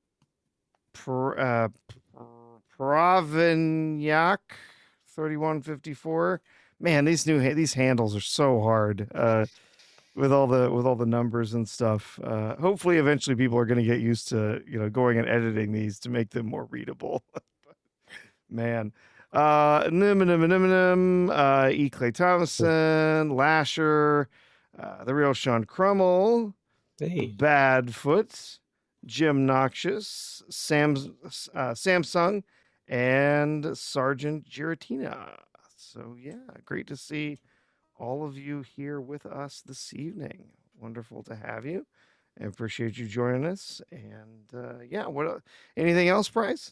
Before we no, that's it. You guys say if you have something to cover. I feel like I ranted so much. I feel bad. No, you're good. That's it. I was one thing I got just randomly today. Got a text from a friend I don't hear from all that much, but I guess he had seen some advertisements for the new Starfleet Academy show on Paramount Plus. Awful. It's awful. And he said basically, "Dear God, is this actually the gayest Star Trek ever?" And I said, "Oh, absolutely. It will be the gayest Star Trek ever, no question." It looks bad, but then you look up and see the Klingon, and it gets worse. Oh yeah. You just the longer you look at it, the worse it gets. It's so bad.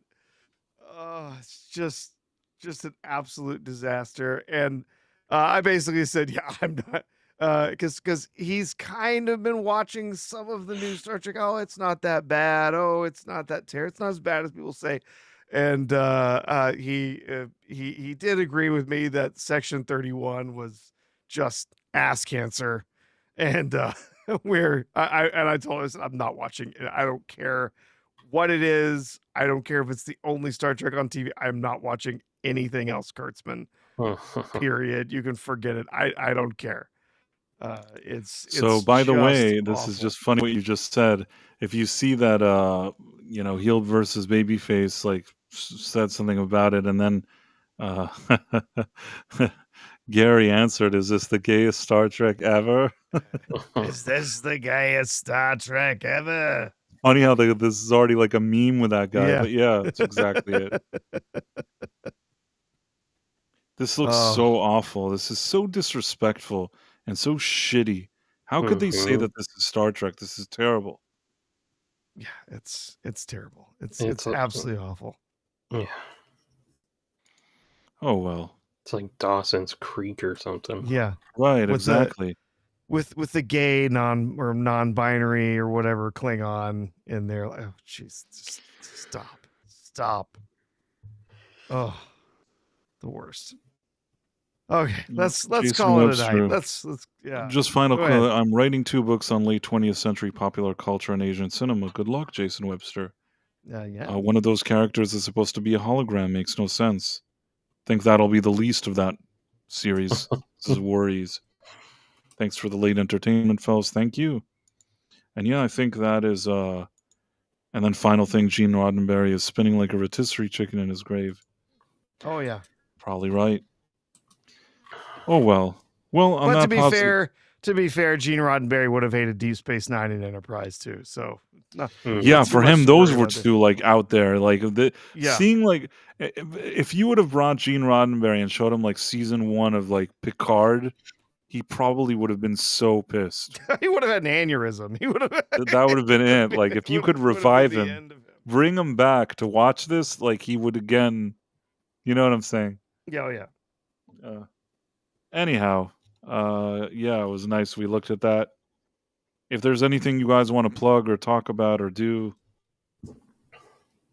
Oh, nothing much. The usual. I'll be joining Adam Gray and Babs and everyone else on the B-Sides crew over on B-Roll Stage, both YouTube and Rumble and all the other places. You'll find us there having some fun with the film tomorrow night. Okay, let me try to share this here just so people have it